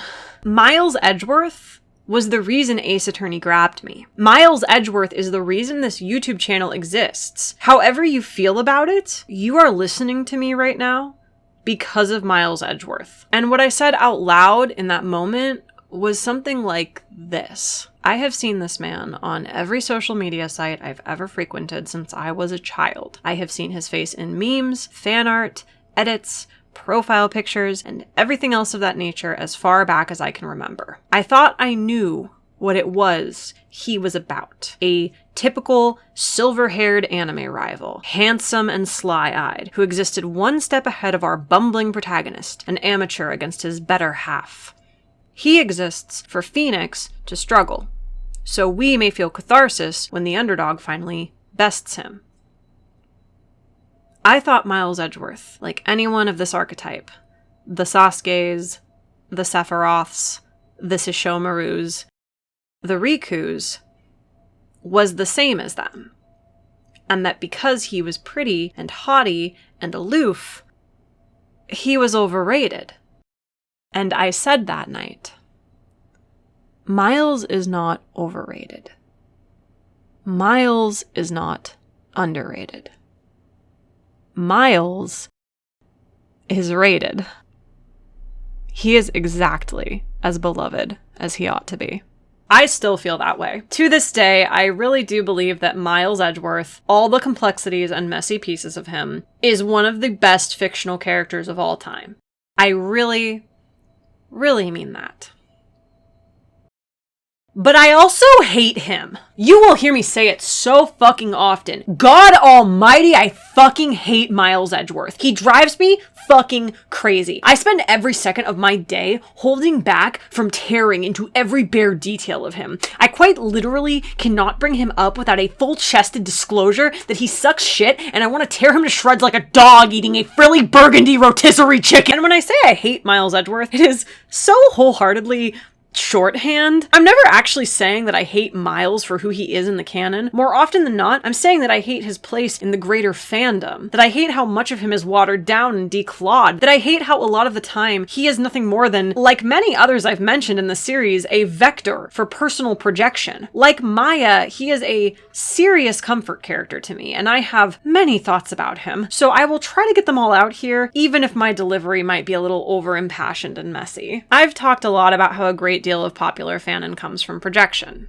And I want to just repeat, again, for the umpteenth fucking time, projecting onto fiction is something that ought to be celebrated. This entire channel is and always has been a huge celebration of the ways that I personally connect with fiction. And if you scroll through my AO3 right now, you'll find that I not only do this myself to an excessive degree, but I actually canonized an entire AO3 tag about it. That's not a joke. I personally canonized the author projecting onto Franziska von Karma tag. You can fact check that. I projected so hard onto an AA character, I literally invented a new AO3 tag about it. To this day, most people know me as the person who made a 2-hour video essay on Franziska, and I am fine with that. Good.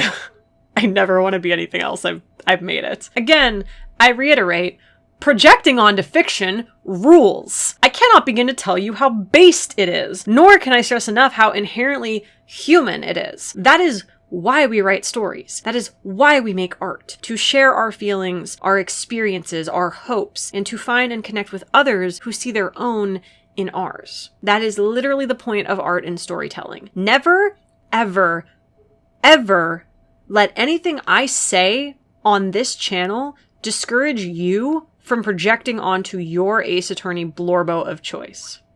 That is not my heart, and that is not what I wish to impart onto any of you. The problem only arises when people cannot separate their projection from what's in the text. That is why I am bringing it up so often in this fanon-focused video. Like I said in part 1, projection becomes a problem when 2 factors arise, and only when those 2 factors arise in unison. 1, people forget what the actual text states, and 2, people get nasty about it to those that stick to that text. Prosecutor Miles Edgeworth is the fandom's ultimate vector of projection. There is not a single character in the AA fandom more prone to this fate, and you can fucking debate me on that. I can tell you right now exactly why that is. Fandoms are historically made up of queer, neurodivergent, or otherwise marginalized social outcasts, and Miles Edgeworth is a fucking buffet to us. His queer coding is undeniable. The deep connection he has with Phoenix takes center stage, of course, but he is also clean-cut, decorated in frills, and concerned with his appearance, and in the investigations games, there is a lot of him acting rather prissy and pretentious when examining his surroundings, even at one point referencing camp art. In those same games, a lot of thought is given to his aversion to female attention and anything relating to feminine wiles in general. You could certainly make a case for him being aromantic as well, or alternatively, but either way, Miles is very hard to read as a straight man, and in fact, several of the writers have gone on record saying that they utilized popular BL and yaoi tropes in writing him and Phoenix. While the queer coding is simply coding, the same cannot be said for Miles' identity as a neurodivergent person. He canonically has post-traumatic stress disorder. This is not up for any debate, nor is it something you can strip his character of. Not only is it crucial to his characterization, but it is also crucial to the plot in many aspects, like how Iris is only able to escape in 0.35 because an earthquake causes Miles to get triggered and pass out. Stepping back into coding, a lot of autistic people quite rightfully identify with Miles as well for his multitude of autistic traits. His overly formal speech, his eloquence in court but bad social skills the second he doesn't have a script or predetermined rules, his history of also having poor motor skills, how all the other characters describe his resting bitch face, his eclectic interest in law from a young age, and his relative disinterest in socialization or anything else that other kids his age are doing. In the anime, Larry describes Miles' high intelligence and rigid manner of speaking like this. You're really a tiny grown-up, aren't ya? And I'm sure many of the fellow autistics in my audience can relate to that for sure. Somewhat adjacent to all of that is Miles's incredible capacity for guilt. A lot of young people, especially those who are raised in the Western world, have internalized an incredibly toxic mindset that they should feel guilty about any little mistake they make, anything that brings them pleasure as well, and that they should self-flagellate whenever they indulge in any form of joy or selfishness. Many of them take it to a very serious extreme, obsessing over every single action they do and whether or not they can be neatly sorted into the false categories of good person or bad person. When this goes unchecked, it can develop into obsessive compulsive disorder, specifically what we call moral OCD, religious OCD, or scrupulosity OCD, manifesting in a multitude of ways. I most often see it nowadays in what a lot of people call puritans and what I have been calling aunties for this whole video. These are kids with what is undeniably undiagnosed moral OCD, whose compulsions mostly manifest as obsessively over-explaining their every action to preemptively shield themselves from anyone who might read them in bad faith. There are a lot of compulsions associated with this toxic online puritanism, but that is the one that I most often encounter in the wild. These ideas are pervasive, especially in a lot of fandom spaces that skew young and politically left. The most biting critique of leftism I ever saw very correctly pointed out that the reason leftists consistently fail to build community is because they're more concerned with saying the right thing than doing the right thing, and thus often shun their fellows for not using all the correct moral buzzwords and terms. All of these varying problematic worldviews are becoming alarmingly common in fandom, and the Ace Attorney fandom is by far the worst I personally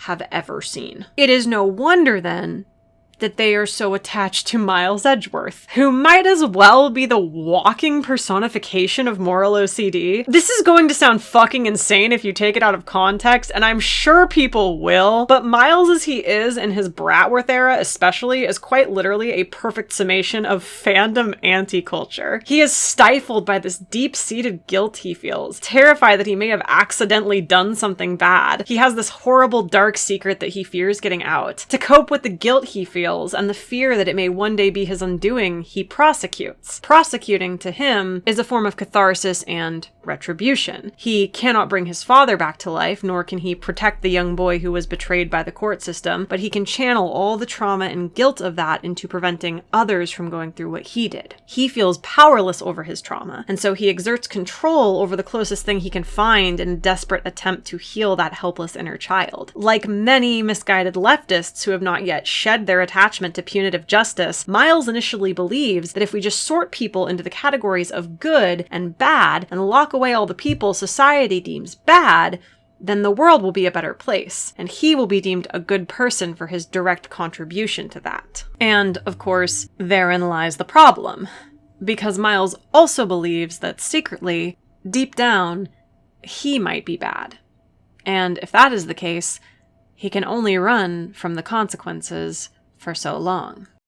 From that moment, my eyes were opened forever. I hated criminals and the scum that defended them. Only one person was on my side back then. He taught me justice should be perfect, completely divorced from trivial emotions, and used as a hammer to crush those who dare defy the law. I made up my mind. I would wield that hammer against the kind of men responsible for my father's death. But all along, I held my fear deep inside. The fear that one day that hammer would fall on me. It's just so crazy to lay all this out because to me, this is the definition of the anti-culture that currently has a chokehold on fandom, which was formerly a space for freaks to do whatever the fuck they wanted without fear of judgment. Miles Edgeworth as a mascot for the terrifying rise of moral OCD is not something I ever could have guessed, but it's where we are now, and the final point in my long ramble about him being a vector for projection. To summarize, Miles is queer-coded, traumatized, and riddled with an unhealthy amount of guilt and broken ideas about justice that he uses to cope. He obviously overcomes these toxic ideas, but all of these facts are the reason why fandom folk more or less just write themselves onto Miles. I didn't even mention the suicide allegory, which I'm unfortunately sure anyone with PTSD, OCD, or both can relate to. There's a very good reason why so many people interpret Miles's note at the end of AA1 as an intended suicide attempt that went awry or that he backed out of at the last minute. The biggest problem with this is one that's hard to articulate delicately and with the sensitivity it deserves, but I will try my very best as someone who lives alongside all three of the disorders I mentioned in this section. Miles Edgeworth is undeniably a victim of the circumstances that surround him, but he is also a perpetrator who has victimized others just the same. That is something that people who identify with him will likely struggle to hear, and it is the crux of my issue with Fan and Miles. From all I have seen, Fan and Miles is not as messy and contradictory as a lot of the other characters I've mentioned here. In fact, the Flanderization of him is impressively uniform and succinct. Fan and Miles is a blameless victim. No matter what he says or does, he can do no wrong. And again, I 100% believe this is because of how much people relate to him. The thing about being neurodivergent is that you spend a huge portion of your life very often not understanding why you think and feel the way you do. You know that you are different, but you don't often have the language to articulate to yourself or others why. It ends up feeling like you are just irreparably broken, and it is a horrible way to live. But then, there is a turning point. You're older, you have internet access, you meet another like you, maybe you see something on TV. Whatever the path may be, someone gives you a word, a label. And you do your research and find the label fits you to an almost uncanny degree. And it's like this bittersweet breath of relief. All this time, this brokenness you thought was unique to you and inescapable, it was completely normal. You are not alone. Not only are you not alone, but you don't have to feel as though you are a menace or wrong or lazy or evil for your symptoms anymore. You have a word. And the word is like a blanket after a long, cold, dreary life. Most people process, learn, and grow around their off-kilter brains. Others, though, others get too attached to that word. Others take a while to come to a hard truth about the word, and that truth is this. The word does not absolve you of being a bad person. You cannot lean on the manifestations of your neurodivergence and allow that neurodivergence to absolve you of wrongdoing.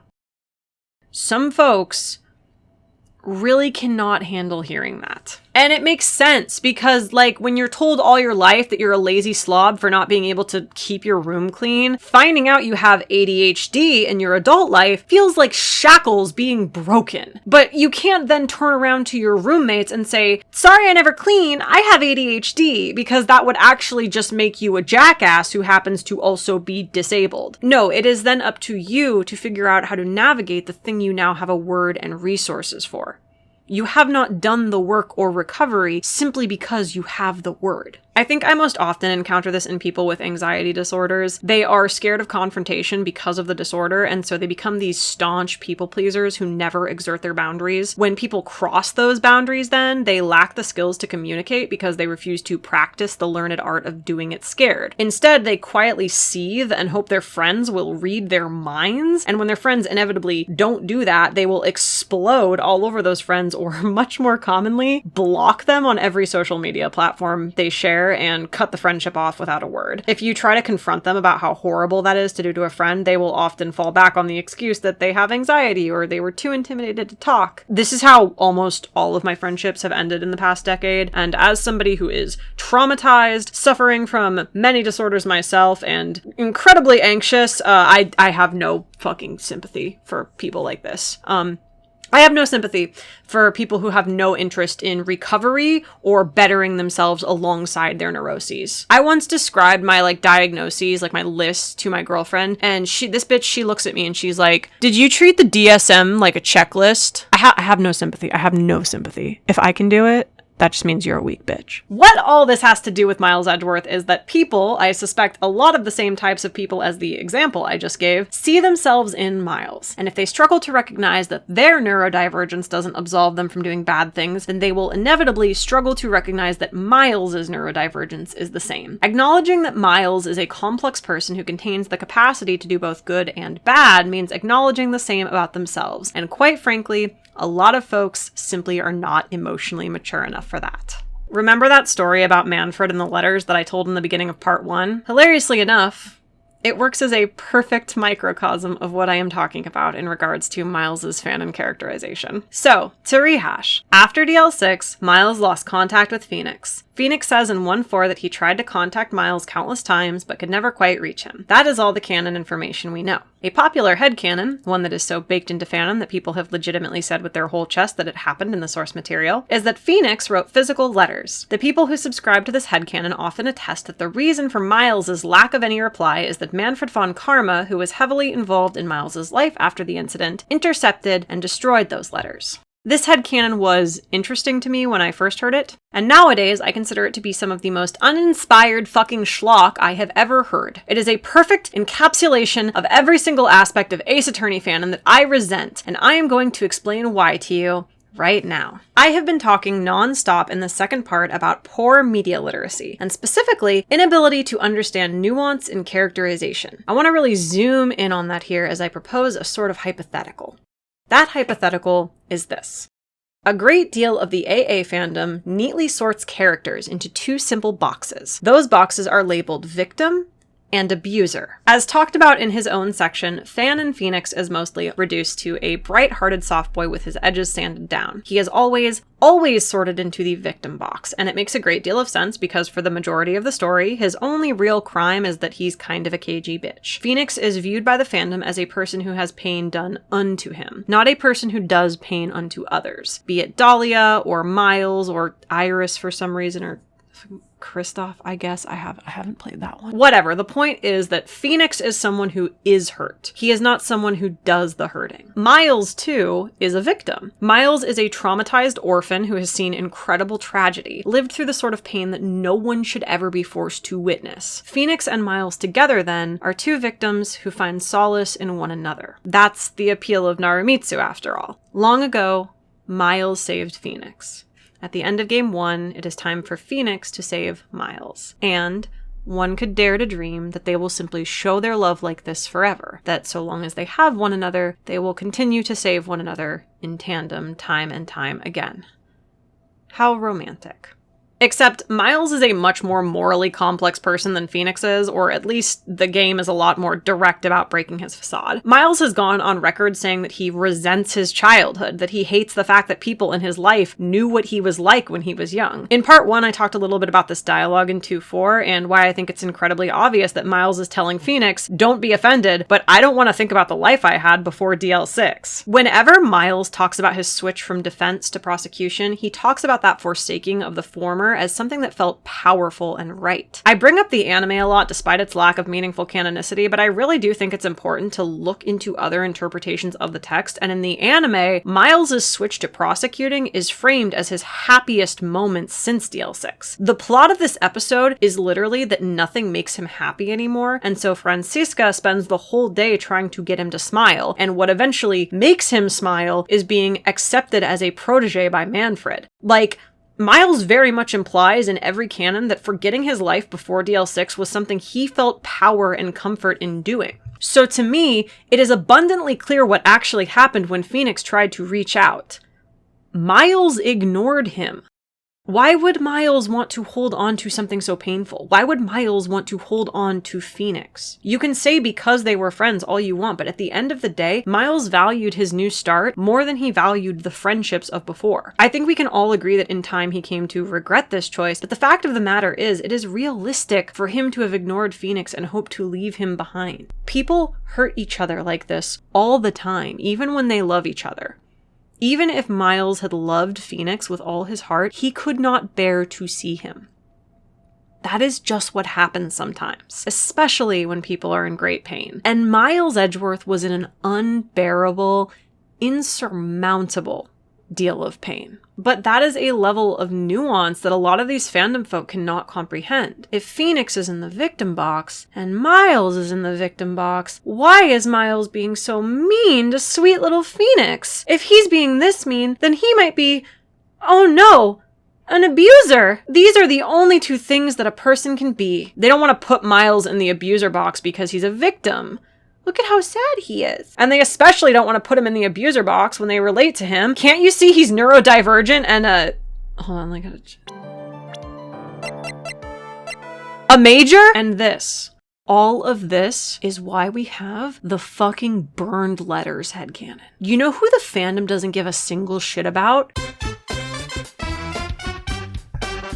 No, man, I'll just talk about State v. Edgeworth all day. Shit, man, you have to be so interested in the shit I have to say about State v. Edgeworth. Fuck, dude, I just watched it a year and a half ago. Fuck Lotta Hart, man. She fucked over the Gordy coverage. Crazy parrot testimony rowing. Fiend, it's right on the defense. Fuck this guy. Who prosecuted State v. Edgeworth? I don't like dying. I can't think of who the fuck prosecuted State v. Edgeworth. All I can think of is who prosecuted the guy who prosecuted State v. Edgeworth. Who the fuck prosecuted State v. Edgeworth? And then, in all capital letters, 2 hours later, Manfred von Karma! Manfred von Karma will never be anything more than a worthless, abusive dad to the fandom. Manfred von Karma, until the end of time, will simply be a blank slate that anyone in fandom can just write their own shitty dad onto because they cannot comprehend that murder and child abuse are different crimes. Manfred von Karma, alongside the murders, committed the cardinal sin of being someone's German dad. He is fussy, impatient, domineering, and more than a bit abrasive and controlling, things that the fandom celebrates about his cute daughter, but designates as abuse on him, often making up additional traits of his that are never shown in canon. If you ask people to show you proof of those traits, they will make fun of you for 30 minutes straight, not show any evidence, and block you. Manfred von Karma will never escape the abuser box. That is where he lives now, or where he would live if his stupid ass wasn't dead. Rest in piss, old man! The complexity of those lost letters is therein shoved onto Manfred. No, Miles is not a complex person who did something hurtful to a beloved friend. We can't have that, because he's our poor sweet baby. It was his awful, controlling, horrible, abusive mentor who did it. Problem fucking solved.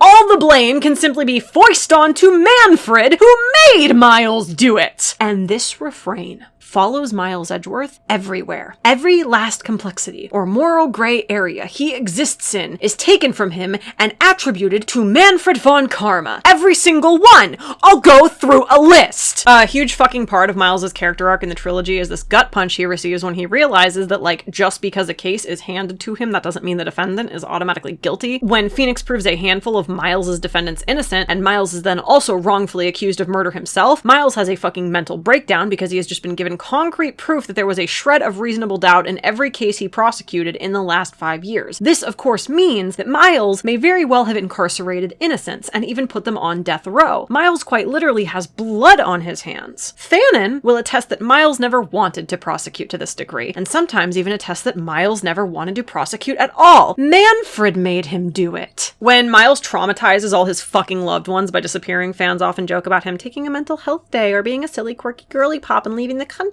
The horrible, horrible thing he has put Phoenix and Franziska through is rarely treated with the gravitas it deserves, and oftentimes Phoenix himself is treated as the asshole for his harsh words to Miles. Poor sweet Miles, who was just going through a lot and needed to cut off all the people who cared about him without a word and go missing, who is well within his right to decide how much he matters to his friends and family without their input. It's not his fault he freaked out. Manfred is the reason he had that breakdown after all. Manfred made him fake his death. Hey, do you guys remember when he came back and pretty much immediately told a suicidal woman to kill herself in a court of law so that he could manipulate her into giving further testimony after she rightfully pled the fifth? But that's not really Miles's heart. I'm sure that Manfred taught him that. Yeah, Miles has a horrible guilt complex that frequently ruins the people close to him and is the cause of all the turbulence in his life and personal relationships, but he doesn't need to unpack any of that because it's not his fault! Manfred is the one who was always in his ear convincing him he was guilty guilty. Manfred made him do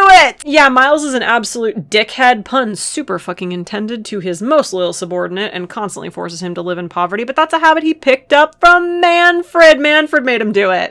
Remember this line of dialogue in Turnabout Beginnings where Miles was just like unabashedly sexist and called Mia Fey a fucking bimbo? It's totally fine though. He's not sexist. He's just gay. And also, local wife guy and girl dad Manfred von Karma is sexist. I just decided that right now. I've never played Ace Attorney. Manfred made him do it. Sorry, this is editing Wendy. This is editing Wendy from the future. I just remembered another one. There's all these fucking people who talk about like how Miles, like he got glasses in the sequel trilogy, right? He wears glasses now. And there's a bunch of people who are like, oh, Miles needed glasses all along, but Manfred wouldn't let him get them because it would be a sign of imperfection. Manfred von Karma is disabled. He's physically disabled. He walks with a cane. He's literally a cane user. Go fuck yourself. Every single bad thing or hurtful thing or morally gray action that Miles Edgeworth takes is stolen from his hands. The things that make Miles such an objectively wonderful character, the things that make him human and messy and realistic and relatable, those same people who relate to him cannot bear to face him as he is because they cannot bear to face themselves. That is the truth of the matter. They see themselves in him to an uncomfortable degree. And instead of embracing that he is loved despite his faults, they do everything in their power to strip Miles of his agency and capacity to do bad and attribute those faults to someone else. To those people, this is all I want to say in conclusion. I am speaking directly to you now. Miles Edgeworth is a loving, warm, kind-hearted man.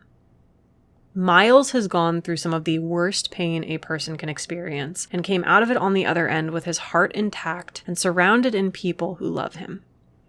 Those people loved Miles through everything, through his best, through his worst, and when he wanted nothing to do with them, too. Miles Edgeworth is a person who consistently chooses to do good, and Miles Edgeworth is also an abrasive, moody, self-deprecating, imploding, guilt-poisoned shithead who has hurt many, many people. Most of these people chose to love him regardless. Most of the fandom chose to love him regardless. You don't have to run away. I promise. With my whole heart. Someone is going to love you, too.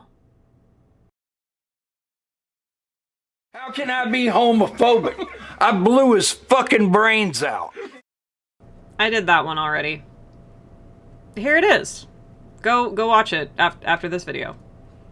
I worked really hard on it. I love this guy. And let's bring Pearl. You bitches don't write her at all, which I guess means you can't ruin her. I like that some of you make her a lesbian. That's cool.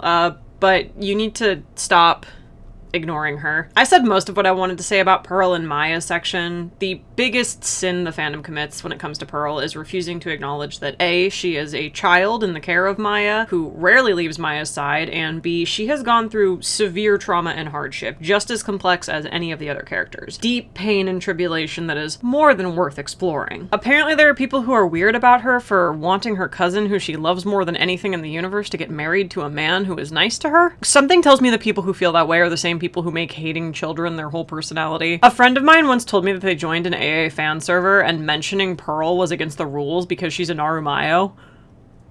I'm being real. They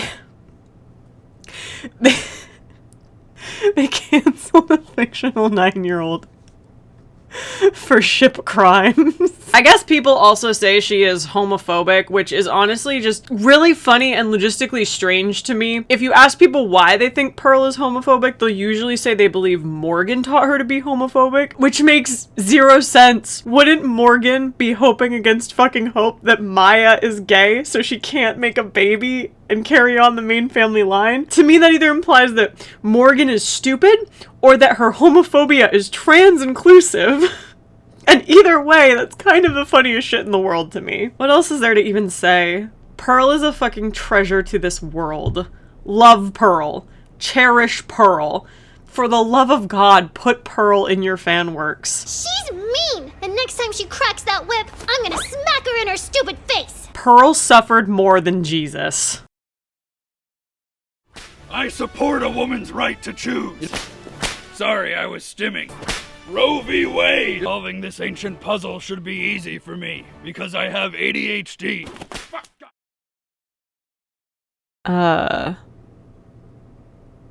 Who?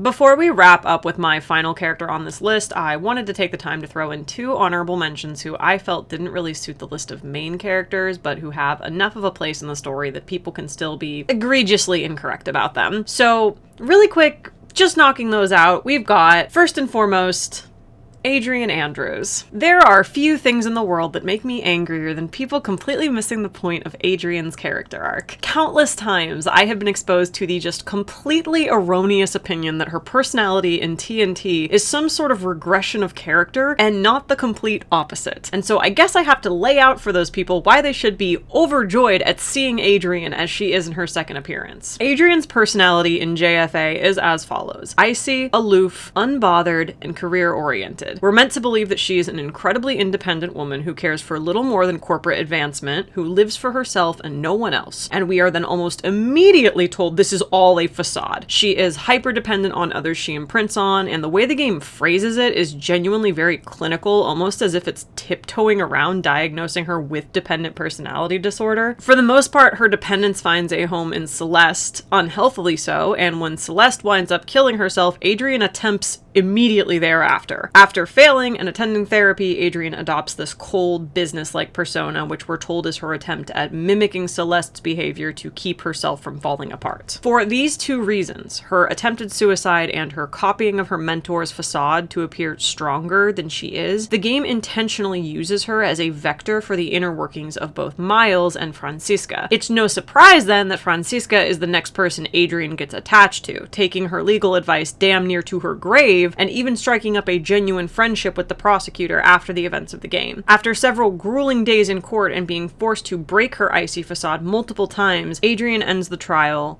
with a smile. In Game 3, she is notably different. Adrian is cheerier, more expressive, and a bit scatterbrained and anxious. And this is her true personality. This is the person she really is. She has moved past the need for a facade and is now living authentically. For some reason, a great deal of people see this as character regression instead of character development. They, like Adrian herself, appear to be under the false belief that strength is defined by how little you emote, by how well you hide your pain, by a lack of vulnerability. I cannot begin to tell you how toxic of an idea that is. There are many ways to be strong, varying from person to person with each and every hardship they might face. For a person like Adrian, who spent forever refusing to get to know herself, living as her authentic self, even if that self is a little high-strung and over-worried, is recovery.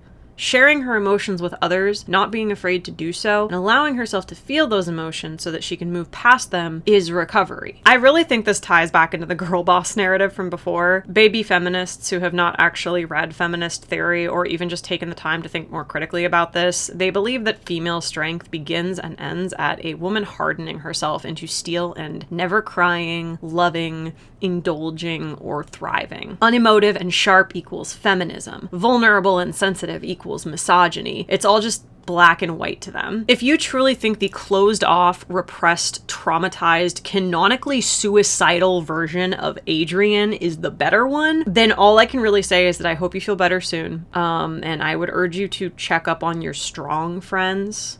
Just a guess, but something tells me they might really need it. Last but not least, Dahlia Hawthorne. Honestly, how people respond to Dahlia is one of my silent little media literacy tests that I will occasionally inflict onto folks in my head. Anyone who's ever loved a female character in their life will tell you that no matter what they do or how sympathetic they are, they will be demonized to the nth degree. And since Dahlia is an unrepentant criminal who has attempted to take many lives, it's no wonder that the fandom strips her of any humanity and views her with a notable lack of compassion or understanding. Dahlia is called many things, only several of which she actually is. Most notably of all, though, is the ableism that people love to throw around when discussing her, branding her as having a multitude of cluster B personality disorders, and not in a fun or psychologically intelligent way. Dahlia is branded most often as having antisocial personality disorder or narcissistic personality disorder, or as ableists online will sometimes call them, sociopathy, psychopathy, and narcissism, otherwise known as bad person / murderer disorder, because being evil is inherent. Because if we sort all the bad people into a box and teach each other the signs of how to spot the evil people in society, not only can we lock them all up and create a pure, perfect world, but we can also internalize the idea that we ourselves are inherently good and contain no capacity to do bad. By the way, Light Yagami, how is high school going? Are you nervous about your big test tomorrow? Diagnosing Dahlia with cluster B personality disorders can be rather inspired, though, but the people who pathologize her are not going to like hearing about why. It's because narcissists and sociopaths, as you like to call them, are a million times more likely to be victims themselves than abusers or criminals. Personality disorders most often develop in people who've been abused or had troubled lives growing up, and whether the fandom wants to admit it or not, that fits Dahlia to a T. Dahlia is 100% as much of a victim as she is a perpetrator. The only difference between her and the characters around her is that she chose, at every opportunity, not to break the cycle of violence, but to perpetuate it. Dahlia was born to an abusive mother and a neglectful father. We have no idea if Morgan beat her and Iris like she beats Pearl, but I don't think it's a stretch to say she might have. By Dahlia's own admission, she never lived for anyone besides herself, and as a capital N narcissist, I can tell you that, again, this is a very common way that NPD develops. A narcissist does not just spring into existence born with evil baby disorder. There is very often a clear tie back to their childhood. Most often, if you actually sit down and fucking compassionately speak with someone who has NPD, they will tell you the same old refrain. No one was there for them growing up. No one loved them, nurtured them, or paid attention to them. Human brains are social things. They are not meant to handle that sort of social neglect, especially not when they are young and developing. NPD is a survival mechanism, like most disorders. If you are not getting the external love that you need, your brain makes its own. I can't speak as personally to ASPD, as it is the only cluster B disorder I do not have, but most of what I have to say about NPD applies to that as well. ASPD is not evil person disorder. It is literally just a set of neural pathways and mechanisms that an often traumatized brain develops to survive extreme stress. People with low or no empathy and everything that comes alongside it are people. Treat them like fucking people. Someone's capacity for empathy has nothing to do with the merit of their character. It is literally just a measure of one's ability to intuitively connect with others. Low and no empathy folks often have no trouble at all being compassionate, and in fact can be some of the most kind-hearted people you will ever meet. In contrast, I've met some high empathy people who are some of the most infuriatingly selfish individuals I've ever had the displeasure of sharing space with. Dahlia's choice to be cruel and manipulative has nothing to do with her empathy or lack thereof, and everything to do with the fact that she's just kind of a cunt. Those are her choices, not her having some ambiguous disorder that makes her evil. And for the love of God, stop saying the word sociopath. That is not a diagnosis or a recognized term as of the current DSM, and it's obvious that you fuckers use it because calling her a person with ASPD makes her sound too sympathetic and victimized for your liking. If you insist upon giving these highly stigmatized disorders to fictional murderers, at least do it compassionately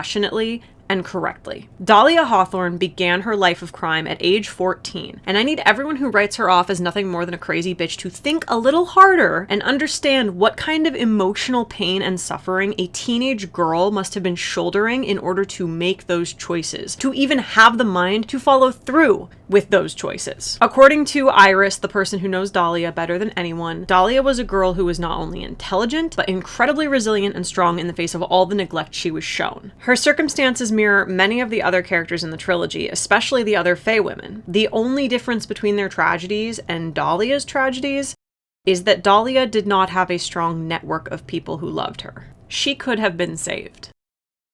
The tragedy of her is that she was not. Eventually, she had fallen so far that she rejected kindness and love at every chance she got. You can loathe Dahlia's reprehensible actions all you want, truly. But just remember, the only difference between someone like her and someone like you might just be that you got lucky. Alright, that's it for honorable mentions. Finally, we are ready for the last character on our list, and boy is it a fucking doozy. What does a man do, Walter? A man provides for his family, and he does it even when he's not appreciated, or respected, or even loved. He simply bears up, and he does it because he's a man. I sat here staring at my Word doc for literally hours before writing this section because this part of the video made me so preemptively tired. First of all, semi-unrelated to the main point I'm going to make, I just want to say that I'm not fucking calling him Gatto. Not just because I don't want to argue pronunciation with people who know nothing about Beckett, but also because that's not his fucking name and not what he wants to be called. Like I said, this is only tangentially related to some of what I'm about to say, but we'll get to that later. His name is Diego.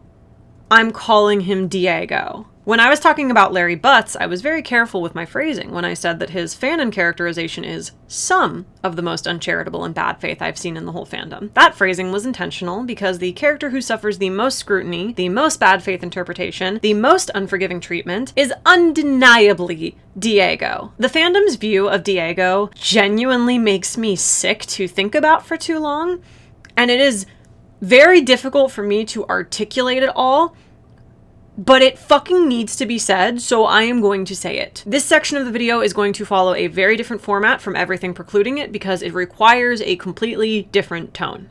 So, who is Diego Armando to the fandom? To the people who love him, he is mostly understood. But you will find that the people who love him are strangely few and far between. Many Ace Attorney fans will express their mild to extreme distaste for Diego, and when questioned as to why they dislike him, they will repeat the same few refrains. 1. Diego is a misogynist. 2. Diego is a pushy creep. 3. Diego has toxic ideas about masculinity. And 4. Diego intentionally endangered multiple people as a means to an end, that end being his own closure or revenge. I am now going to explain, succinctly and plainly, what critics of Diego cite when you ask them to elaborate on these points. On the point of Diego being misogynistic, they mostly cite this interaction he has with Franziska, which is undeniably harsh and, yes, incredibly sexist. Smarter people than I have broken down how this is a pretty bad faith translation, or rather it's something that is really stripped not only of its cultural context, but also of its context in the story. For one, though I Can't Stand Women Like You is not an inaccurate translation to what Diego says in Japanese, people really refuse to actually go letter by letter and think critically on what that means. Franziska is acting like an entitled brat here, actively insulting Diego and calling him wishy-washy for not being able to prosecute the case. And Diego is likely panicking, having just been informed that there is yet another set of eyes on the murder he is trying to cover up. In fact, some of the best eyes in the history of criminal law. Culturally, as in judged by the standards of etiquette in Japan, Franziska is an incredibly bossy, arrogant, and impolite individual. She is especially uncouth for a woman, and we can argue all day about those standards themselves being sexist. They are, but it's really important to remember that Franziska is not German in the original. She is a student in America. She is intended to be a Japanese take on a loud, overconfident, rude American woman. Making her German is an attempted translation of that. Here in America, the stereotype tends to be that Germans are aggressive and overly blunt, but it doesn't quite have the same effect as it does in Japanese, which is why it sounds so much less "you're acting like an impolite jackass" and so much more "you're acting like a frigid cunt." I do not think that the localizers made the right call here in translating it word for word personally. I think they should have leaned heavier on the localization aspect and less on the translation one, because I think more ambiguous phrasing would have lent itself better to both Diego's established character and to his point. On Diego being a pushy creep, critics entirely cite his relationship with Mia. For reasons I cannot comprehend, the justification they put in place for this is that Diego has a pet name he likes to use on Mia. He calls her Kitten. An incredibly inoffensive, sweet, doting pet name. A pet name that I have called countless girlfriends in the past because it's fucking cute. Critics of Diego insist that this pet name is him infantilizing Mia, more or less telling on themselves that they have never in their life had someone who loves them, nor have they loved anyone else. If affection for one's partner reads as creepy or infantilizing to you, then that says more about you than it does about the lovebirds in the corner. Many of these critics will follow up and insist that it was inappropriate for Diego to flirt with Mia due to him being her mentor. I don't know what to say to that. Sorry you hate fun? They are cute, and much of their romantic relationship is ambiguous on purpose. Grossberg introduces us to Diego at first not by name, but by calling him Mia's boyfriend. Mia does not object. Furthermore, Mia is Mia. If a man was pissing her off, we have it on pretty good authority she would sock him in the fucking jaw. And she doesn't care if that man is her boss. She does it to Grossberg. On Diego having toxic ideas about masculinity, this is true. That is called a character flaw. It is meant to be engaging, bestie. And on Diego endangering others, most of these interpretations are wildly bad faith and go to the furthest possible extreme in order to frame him as intentionally malicious. There is a non-zero amount of people who insist that his plan in 3.5 involved him or Misty killing Pearl, even though the game makes it clear that their plan was to keep Pearl away from the training grounds and that Misty channeling Dahlia was their plan B. They had multiple fail-safes in place to keep Pearl as uninvolved as possible. In relation to this, people will say that he willfully endangered Maya's life to then save her, so he could set his own soul at ease on the matter of supposedly allowing Mia to die. In reality, Diego makes it clear that this was not the case. He did not intentionally put Maya in a dangerous situation so that he could feel better in saving her. It is not malice that should be attributed to those circumstances, but selfishness. Diego says that his hatred toward Wright stopped him from collaborating, reaching out, warning them of the danger ahead. He undeniably was wrong for allowing those emotions to get the better of him, as is the theme for his character, as is his central character flaw. Diego was quite literally invented to be the personification of a man blinded by grief. Grief that has sat too long and turned into anger. This metaphor is incredibly fucking on the nose and literal. His vision has left him almost entirely. All he can see now is red. In the video thus far, when presenting the arguments people have for their fanon or their opinions on a character, etc., I have done my best to respond to their ideas with some benefit of the doubt, and explain to my audience why I think those fanon ideas exist, and why people might be so attached to them. I am not doing that for Diego. I will not be entertaining that for Diego. There is but one reason, and one reason entirely, why you, Diego critic, hold him to such a high standard and find malice in everything he does. You are racist. I will not be making excuses for racism. While the whole cast is Japanese in the original, Diego is notably drawn darker than the rest of them, invoking colorism in the game's original context. In English, they made the choice to localize him as Latino, giving him a traditionally Spanish first and last name, and even having him occasionally speak bits of Spanish here and there. This is one of the reasons why I always pointedly refer to him by his proper Spanish name and not the Anglo alias he goes by for most of the game. When talking about Diego, I want his heritage to be unignorable. I want people to be unable to push it from their mind every time he comes up. Every single thing that Diego Armando is scorned for is something that his light-skinned counterparts would be, and often are, forgiven for. He makes one misogynistic comment and no one who likes him has ever heard the end of it. I seriously feel like Diego criticals have this screen cap on hand at all times, ready to decry him as a wretched sexist at the drop of a hat. Meanwhile, Miles Edgeworth can call a woman a bimbo with his whole chest, and it is more than okay. It's just a silly, quirky thing he did because he's our silly little light-skinned gay boy. He doesn't hate women. He's just a flamer. Insisting that Diego calling his girlfriend an innocent pet name is predatory, or that he purposefully sought out a relationship with his subordinate to exert power and control over her, to go out of one's way to insist that he is malicious for that he sees her as little more than a trophy to be won? Are you fucking insane? Are you from fucking Mars? Do you fucking hear yourself? Can I ask you something? Do you go on the same tirades against people who ship Phoenix and Mia? Do you get into online arguments about how Celeste is a predator? and no one should ship her with Adrian? Do you get this fired up about any of the other unremarkably inoffensive mentor/student ships in this fandom? Do you have a fucking aneurysm whenever you're reading an Aramitsu and Phoenix breaks out some stupid cutesy pet name for Miles? Are you gonna blow up my AO3 comments saying my Fran Maya fic is toxic because I constantly make Franziska call her Shatsi? No? It's only creepy sexual predation and misogynistic infantilization when the Latino does it? Can you tell me why that is? Can you tell yourself why that is?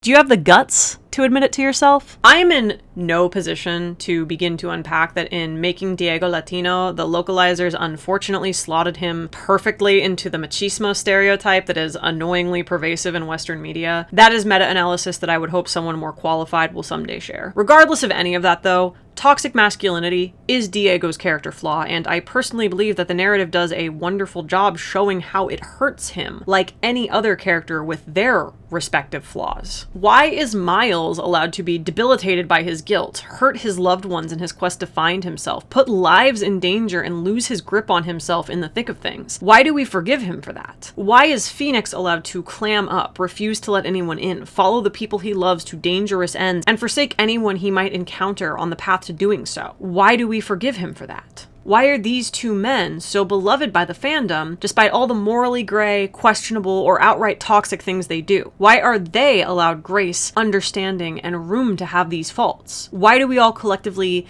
take a deep breath, analyze those faults, acknowledge that they're rough edges, and still choose to accept them as a part of these characters that cannot be removed? And most importantly, why is Diego not allowed that same grace for the toxic ideas he's internalized about being a man? Why is he not given sympathy and understanding when he all but cuts his own heart out, broken and bleeding, because he believes that a man's job is to protect and love and provide, and he is forced to reckon with the idea that he was unable to do any of that? Why do we try our best to get into the heads of other characters, even when their thinking is flawed, but merely write Diego off as a black-hearted misogynist not worth wasting compassion on? Why is Phoenix's pursuit of Miles and clingy attitude toward Iris cute and bittersweet, but Diego's affection toward Mia is predatory? Why is Miles's internalized sexism something we all laugh at him for and affectionately refer to him as an asshole about, but Diego's means he is an irredeemable monster? Why is Miles's body count of defendants from pre-canon forgiven? Why is Phoenix's tossing aside of Adrian in 2-4 moved past? Why is their carelessness and endangerment treated as tragic missteps in their past, horrible things they did at their lowest points, not definitive of their hearts or who they are as people, but Diego's selfishness, resentment, and grief, and the violence it results in, means that his much regretted mistakes are all he is ever allowed to be?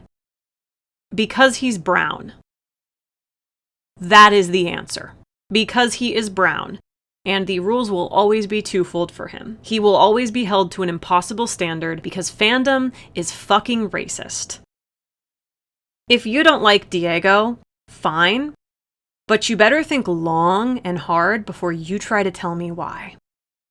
Actually, you know what? I can phrase that better. Know your damn role and shut your damn mouth! Thanks for watching part 2 of my impassioned ramble sesh about Ace Attorney Fanon. I know I've gotten a lot of requests to analyze specific characters, and while I simply do not have the autistic info-hoarding tendencies for every Ace Attorney character like I do for the Von Karmas, I do hope that this second part satisfied the itch a little, even if it was more me talking about how people get shit wrong than anything. As always, I'd like to thank my artist friends who contributed their art for this video. Please remember to check the links in the description for their commission info, merch stores, and any other relevant information. As of this moment, Grace Kraft has a lot of really cool Fran Maya themed stuff to peruse, and it doesn't seem like she's stopping anytime soon. She's been a huge inspiration to my tired soul and motivating me to keep creating, whether it be here on YouTube or on AO3, where I am currently writing a really awesome Fran Maya long fic with my girlfriend. There's a lot of updates I have for regular watchers of my channel. For one, I signed up for a Throne account, which is like a wish list website where you can kind of culminate all your wish lists into one. If anyone wants to buy me trinkets or crowdfund fun things like getting me a better microphone, or buying me Pokemon cards to open on camera, or modding my 3DS so I can get back to streaming silly things on Twitch, that would be awesome. As always, you're welcome to donate to my Ko-fi as well if you like what I do here. I work full-time and live alone, so I can't afford an editor to help me crank these videos out faster, and that means the algorithm isn't really going to pay me at my only available pace. Any little bit of cash helps. I also recently picked up a cancer diagnosis, so you'll be funding my medical expenses as well. My cringe cells and my failed thyroid are getting ripped out of my throat in about a month, and it's gonna cost money I don't really have. You know what else costs money I don't have? This fucking kitten I found in the bushes on my way to work a few weeks ago. His name is Lancer. Look at his mustache. Do you want to see that mustache thrive? Give me money, thank you. As of the time of me writing this script, I have finally begun playing the Apollo Justice trilogy with my friends. Due to popular demand, I've started uploading VODs of these playthroughs to a second channel, and while it isn't anything high production or fancy, I do know a lot of people like to hear my voice and my thoughts. So if that sounds like something you're interested in, feel free to pop over there at Wendy Rocket VODs. Eventually, I do hope to upload the backlog of other Ace Attorney playthroughs I have on hand as well. Over here on my main channel though, expect to see me about the same amount. After this video, I'm going to take a little break to move in with my girlfriend, get through my surgery, and work on my NeoCities webpage. If you want to talk to me about Ace Attorney, the best place to do it other than my comment section is on Tumblr. Please talk to me on Tumblr, send me asks on Tumblr, register for a Tumblr account. It's not a dead social media site, there are people there. I also have a Discord server. Maybe you'll find it. I'm not linking it. Go looking for it. If you can find it, you're welcome there. I really love making these videos for you guys, and I love hearing all your thoughts even more, so be sure to leave a comment. Today, I will ask, what Fanon makes you want to scream the most? Are there any that you actually prefer? And did any of these Fanon portrayals fool you? Thanks again, stay rad, and remember to keep asking questions.